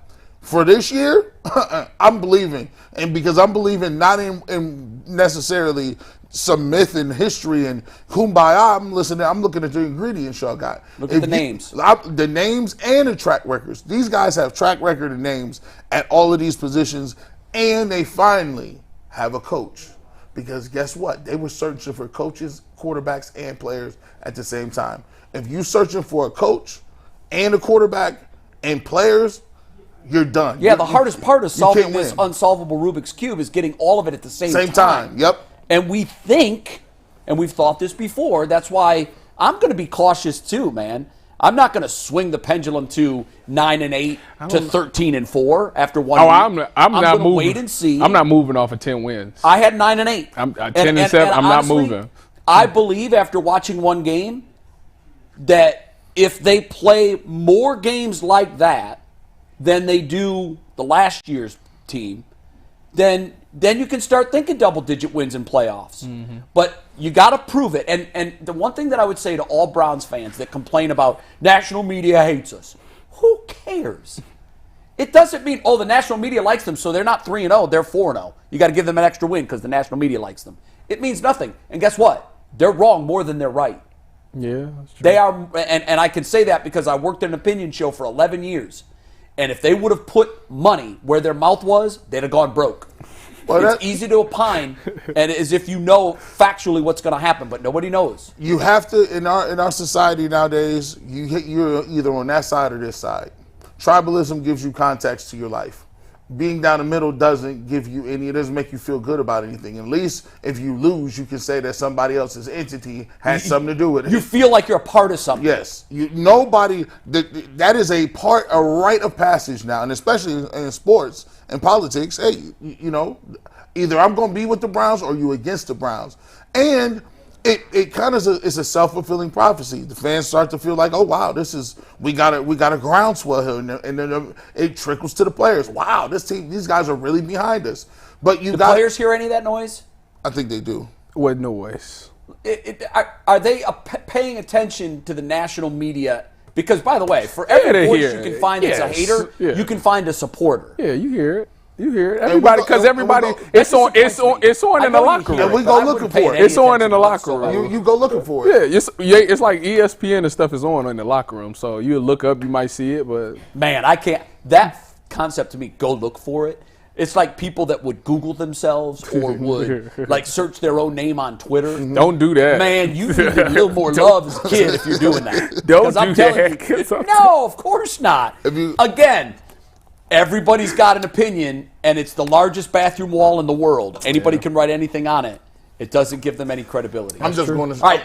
See about Pop again. True or false? I can't wait to take the belt this week. The belt is up for grabs, and before we do that, last fast read of the day, once again, just a reminder, guys, on Friday we are making our TV debut on Channel 3 from 12:30 to 1. We will post that segment on YouTube afterwards, so if you can't catch Channel 3 live, doesn't it look like we're all hooking arms there? Yeah, it does. It looks like we're all kumbaya marching in a parade. It does. Anthony did a good job with that. Good but job, you will not bro. miss a second of UCSS content. It will be posted on YouTube afterwards. If you can watch us on Channel 3, please do. We appreciate the support, and this will only help the entire show out in the long run. So in the past, we've done true or false on individual players. Today, we're doing true or false on the Steelers-Browns rivalry. Oh, wow. Okay. So let's check out how well you guys know the history of this AFC North division rivalry.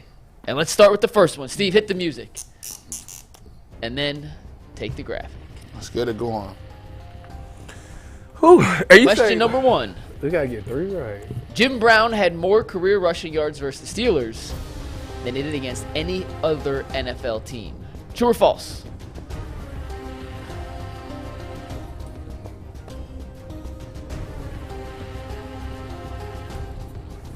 G says false. Tyvis says false. Jay says true. That means someone's going to take the lead here. The answer is false. Yes. Yes, sir. Who was it? Yes. The Philadelphia Eagles. In 12 games against the Eagles, Jim Brown ran for I was just going to 1,631 play the yards. field on that. In 12 games against the I was Steelers, going to play the field. he ran for 1,396. That was 1 and 2. Steelers were the second number 2, most. so. Eagles. Which I wouldn't expect them to play the Eagles as much as Well, they did that's the why Steelers. I just went common sense. I'm like, well, they probably played the Steelers. There were no Bengals. They probably played the Steelers more than anybody else, so it makes sense. I thought about that, too. Why the hell are they playing the Eagles I don't 16 know. times in 9 seasons? I double checked. How did that happen? 12 times. 12 times. Okay, 12 times in 9 seasons. How does Still, that? yeah, no idea. But that is The heck according kind of to Pro schedule Football is that? Reference and the NFL. Oh, we got to archives. play the Eagles for the second time this year. All right, next question. True or false? The Browns and the Steelers have met in the playoffs 4 times. Okay, now I can figure this out.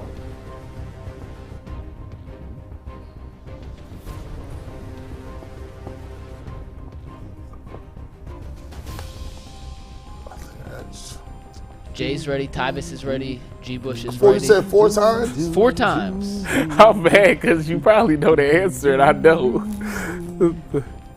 G says false. Tyvis says false. Jay says false. When I start 3 humming falses. along, you know I know. 3 correct answers. The correct answer, Jay. How many times have they played in the I believe playoffs? twice. I thought twice, too. 3. 3, okay. I knew it wasn't 4. I started counting all the years we made the playoffs, and I'm like, we haven't played them that many times in the playoffs.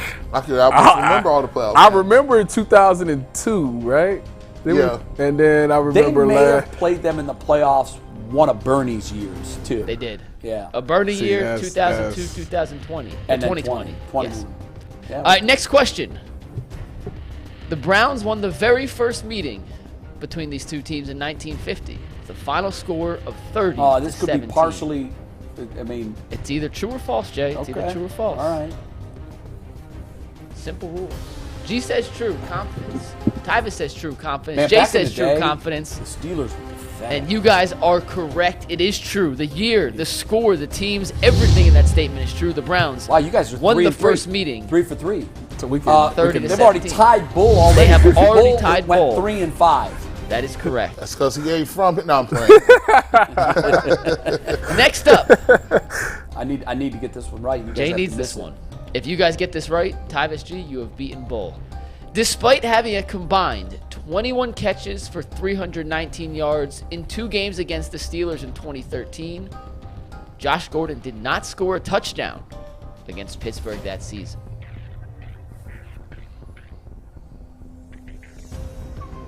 True or false? Did Josh Gordon score a touchdown against Pittsburgh that season? Tyvis says true. I have no idea. Jay says false.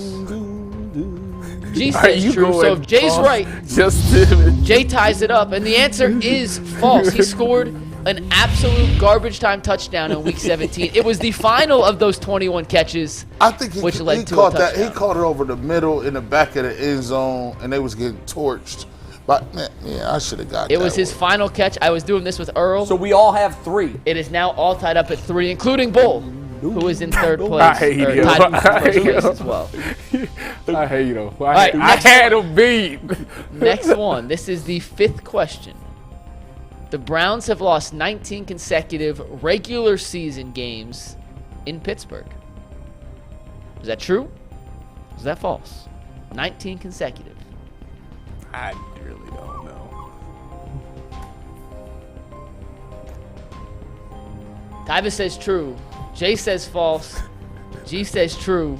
We have a new leader in the clubhouse, and the clubhouse is not Jay. Oh! It is Tyvis and G. Yes. Damn, I thought It is Yes. 19. Their last regular season Tim Couch. in Tim Pittsburgh Couch, Monday Night Football. was Yeah. 2003.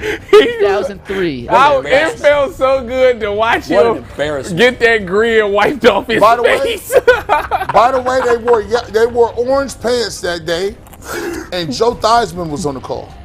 Yes, he's actually right. Wow, that man, is you live in correct. that YouTube time machine, don't you? That YouTube time machine. Man. So after 5 questions, we have Tyvis and G with 4 answers Yeah. that have been correct. We Jay got and Bull Bull is have out. 3. All right. And Bull did not get any more correct. Wow. Next up, Ben Roethlisberger has more career passing yards versus the Browns than Otto Graham, Bernie Kosar, and Brian Sipe have combined against the Steelers. Is that true or false? I don't know. Put that down. I don't know. G says true. Jay says true. You know what? I'll play the devil's advocate. Tyvis says false. He wants to be the leader by himself. And Tyvis, you walk your own path. And you are rewarded for doing so today. The answer is false. Are you guys ready for the numbers? Let's hear them. Big Ben by himself has 6,896 career passing yards against the Browns. Otto Graham threw for 2,094 yards against See, Pittsburgh. that's the surprise to me. Kosar threw 2,408. and Sipe threw 3,022. You combine those Wow, together, that's a surprise. and 7,524 for the Cleveland quarterbacks. Ryan Sipe. 6,896 for Big Ben. Tyvis, you are now the leader with 2 questions to go. Can I finish? I thought that was tied. No, we was tied, but You missed that one. So now Yeah, it's 5, It 4, was tied. 3. Exactly. You got G, 3 you're in still? second place Stuck right at now. 3, bro. you and Bull about to Look, be. these are stabs in the dark, bro. No one has said, "Oh, I know that one," except for I did know the playoff. Oh my goodness. That was a good question. That was a lot of math involved. So technically, That was. I got you. Okay, next up. No. In the history of the Browns-Steelers rivalry, only one game has ended in a tie. Ooh. True or false? Bull got this one right, by the way. They've This was played one a of his lot of correct games. answers. They've played a lot of games. I mean, you would think they'd have more than one tie. But you put true, didn't you? True for Jay. Is that say fake on Tyvis? I see G says false. Is that fake on Tyvis? False. Jay, you are right. He make me laugh. is true. That he Yo, fuck the old sat there. swervy derm. He sat And with there that means and did Adam the that. Bull has clinched a last place finish in today's true and false. That As we wouldn't- enter the final question. This is for the win. That was 2018. I That was bought one on you, ain't I? it was. And We got one question. So we can tie it. and I think Denzel Ward had 2 interceptions. Give me a. Well, if we go to overtime, I'm beating you, so it doesn't matter. Well, let's Yeah. let's hope And there that is an doesn't overtime happen. question. There is an overtime question. All right. Heading into the final question, Tyvis has 5 correct answers. G and J both have 4, and Bull has been eliminated with 3. So the first part of this next question is true. It's the second part I want to know if you guys agree is also true or false. You ready, Steve? According to Pro Football Reference, 68 players have played for both the Steelers and the Browns. That part is true. 5 of them are currently on NFL rosters. Is that true? You gotta be kidding me. You gotta be kidding me. I know this. Overtime is you're going to name them. Oh, wait, let's hope it don't go there.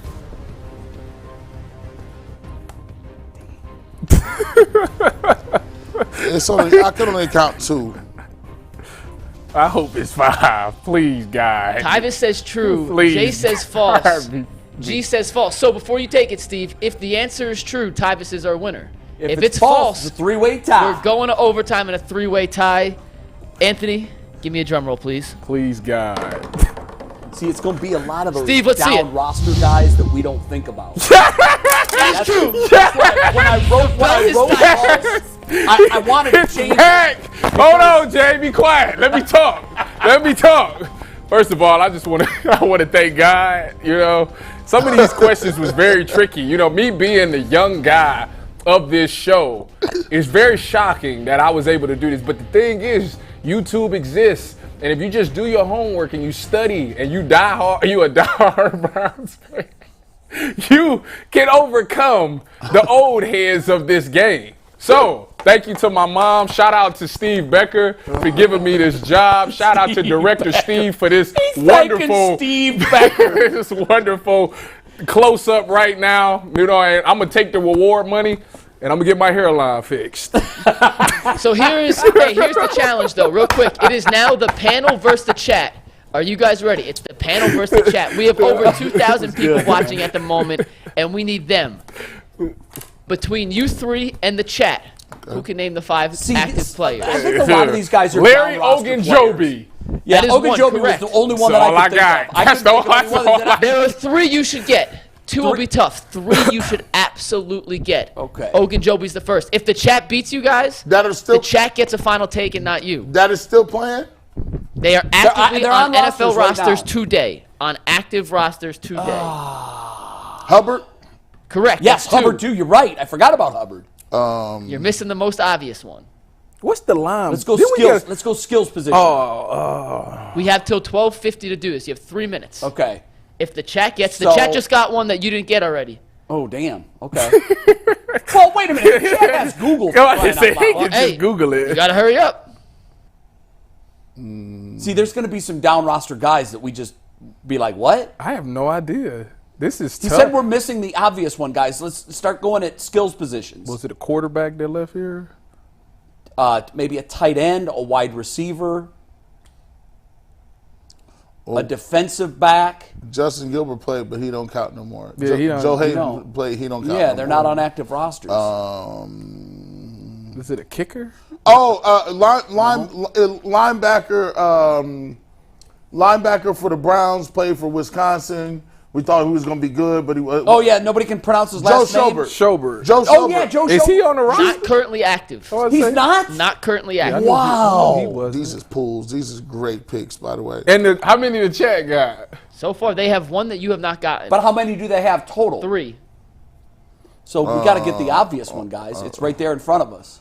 Is it a running back? What about defensive line? I'm looking at it. Thomas, no. Miles Garrett. Defensive backs, no. DBs, we brought them all in. Juan Thorhill, no. Delphin, no. Well, they don't have to be on the Browns. They don't have to necessarily be Well, on the the Browns. problem now could be today. on the Steelers. They could be on the Jets. Yeah. That's the problem. You want the teams of the other 3 players. Yeah. Yeah. The teams they're currently Current on. team, sure. Yeah, sure. New Orleans, New Orleans. the Rams, and the Cardinals. You're missing the obvious one, guys. The chat has absolutely crushed DeMario on the obvious Date? one. No.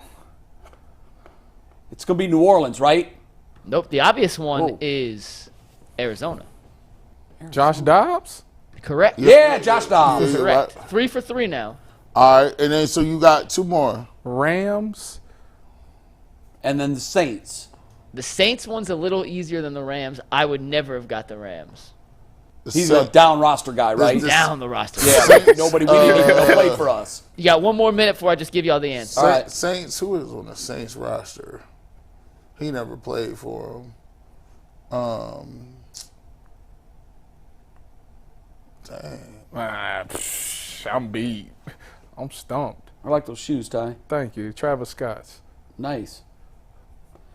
All right, you guys ready? Yeah. Jesse James, the tight end. Oh, wow. He played for us? For a For a second. minute. For a cup of tea. Yeah. And lastly, Brian Allen, the defensive back. Yeah, no. Who I never would have guessed in a million years. Wouldn't have got that one.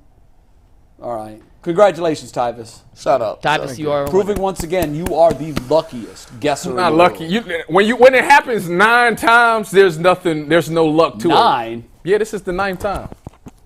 All right. Do we know that for a fact? That's a fact. Tyvis keeps track of it. I love that he 9-time counts. champ. I love that he counts. Bill Russell. But I know. listen. Rest in peace to the late Bill Russell, but Bill your record's Russell, coming R.I.P. down. No. It's coming down. Shout out to Bill Plaschke. I'm the all-time second leader. in Bill sports. Plaschke. We Shout are out going him. to Tyvis. When that Woody Page? We're going to make a graphic of all the games we play starting today. Today's the first one. So nothing that happened before today No, matters. no. Today counts, but we're going to start for this season of all Okay. the games we play. We're going to Okay. keep track of who's been the See, most that's successful. difficult, though. It's upside down, bro. Tyvis, you won that belt that many times in the Negro League. Them didn't count. Yeah, those don't carry over. They don't carry over. Here's the thing, though. Tyvis isn't here every day. When We play only games. play this game on the time Well, we I'm play here. other games. Wait, not for the belt. Well, If we're gonna count all games we play. We claim the belt, bro. He tried everything he can. Listen, it is what it is, I got to man. save 2 minutes at the Those end are here good for a questions, final Mike. take for Good job. G. Thank you. Those are Thank good you. questions. Yeah, we did some trivia last year. I thought it was a little too easy. I thought that was a little better way to approach it. I like so, that, yeah. G. Bush, I'm going to make sure we have 2 minutes at the end of the show for you to get a final take in here. But I went to the Muni lot this weekend with the camera, with some friends. I did not see Tyvis's wife, but apparently she and her squad saw me, so bad job out of me. And they didn't say hi? I was kind of mad, but apparently we may have just missed. My wife just wasn't missed crossing there. paths. She wasn't there yet. She said that the people that she was with okay. said they saw Mikey make it. He said Mikey McNuggets just walked past her like 15 okay, minutes I see. ago. So put a little package together. I can't wait to see this. And Steve, also before we play it, just to start off, I said it's 9 o'clock when we started. It was 8 o'clock when we started. So the first word out of my mouth is a lie, so let me correct it now. You didn't even know what time it was. It was 8 o'clock when we started. Steve, take it. Muni lot. Wait, we Tailgates missed have the fully front end of begun that. here in Cleveland. I have no idea what to expect. Stay tuned. We have made it to the Muni lot. We got Zach. We got Miss Nuggets. And we got a bunch of y'all. Vertical? don't you go horizontal? Going crazy. It is 8:33 in the morning. I repeat, it is 8:33 in the morning. I'm here with Tony. Tony, how are the Muni Lot vibes this morning? Muni is immaculate. Immaculate. So good. Never heard This is Dylan. Dylan, how are the Muni Lot vibes this morning? Awesome, man. Awesome. What are you drinking? A little bit of Bud Light. Bud Light. Is that the official drink of the Cleveland Browns? It is. This is Kevin. Kevin, thank you for your service. Oh, thank you. I appreciate that. How are the vibes in the Muni Lot this morning? Sorry, what was the question? How are the vibes in the Muni Lot this morning? Vibes are great. It's the weather's a little crappy, but it's all good. Everybody's excited. And we got Zach last but not least. Zach, how you feeling this morning, brother? I'm feeling pretty good, honestly. Got some high noons in me, so hey, I'm chilling. Tell my friends why they got to start watching Thought it UCSS. was too. Y'all need to One of the best shows on YouTube. I watch it daily. It is 9:14 in the morning. We just finished our first lap to the Muni Lot. You guys are, as advertised, Brown fans are quite drunk. What's up? Hey, this is live. What's up? I don't know who that was, but someone just said my name. Myles Garrett's coming hard, and watch out for Zadarius Smith on the other side. Dalvin Tomlinson up the middle. We putting pressure on you all damn day. He just said Myles Garrett's coming hard. So I don't know how much you know about Myles Garrett coming, but Myles Garrett's already came. update. Dylan is not drinking Bud Light. Dylan is not drinking Bud Light. What are you drinking? Modelo. That's not a pause. That's a full stop. I mean, Bull, he pisses me off sometimes, but other than that, I mean, because he's a Cincinnati fan and he talks too much, but other than that, you guys are, very knowledgeable, Look at the and chains I on love this watching you cat. guys every day. It's 11:45. We are officially leaving the Muni Lot. It was as advertised. Browns fans, absolutely bonkers. Miss Nuggets, what'd you think? Muni Lot was electric. Amazing time. An hour till kickoff. I got to go back and get set up to watch the game. Man. I have no comment. There was a on part in there that I'm really surprised got past the censors. Yeah. He didn't curse. He did not curse. He didn't curse. His full interview's on our Very- YouTube page if you want to see very everything that questionable. the infamous dog said. You know what? The sad thing is, he doubled down. I know he did. He doubled down. Well, but McNuggets took him there. Oh, I set him up. Alley-oop. Totally, he Content's king. You got to get the Oh guys to say my what they got to say. goodness. Yeah, That no, he dude- just took the bait. That That's dude all. took that and ran. So, Mike, with it. you're a lifelong Giants fan. I will say I've tailgated at Giant Stadium, well, the old Giant Stadium. I've been to games at the new stadium. I've always respected their tailgate game there. I think they do a pretty good job of it. It's now Bills. You've been there, Mafia. I'm sure. Cleveland was better. Cleveland was better. Unequivocally better.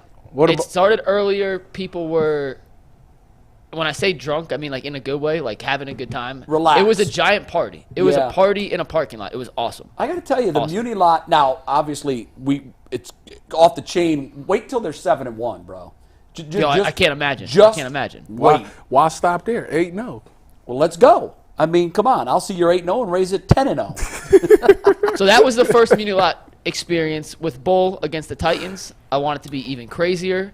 And if you got, and I'm telling y'all now, 2 weeks out, and I'll get to your final take in 1 sec. If you have a tailgate you want us to come check out, DM me on Twitter. Let them Let know me where know. it is. We will come by, or we'll at least try to come by. Good. And meet as many of you guys as humanly possible. And I'm- so I'm- DM I'm- me on Twitter. and And, I'm G, if coming- you want to come too, come I'm with us. coming with the people's belt. I'm gonna tell you once this year, I'm pulling up with the people's belt, and we're gonna get it going. You mean Tyvis's belt? That's right. No. This belonged to me for a week. That's like just because you can carry Thor's hammer, don't mean it ain't Thor's hammer.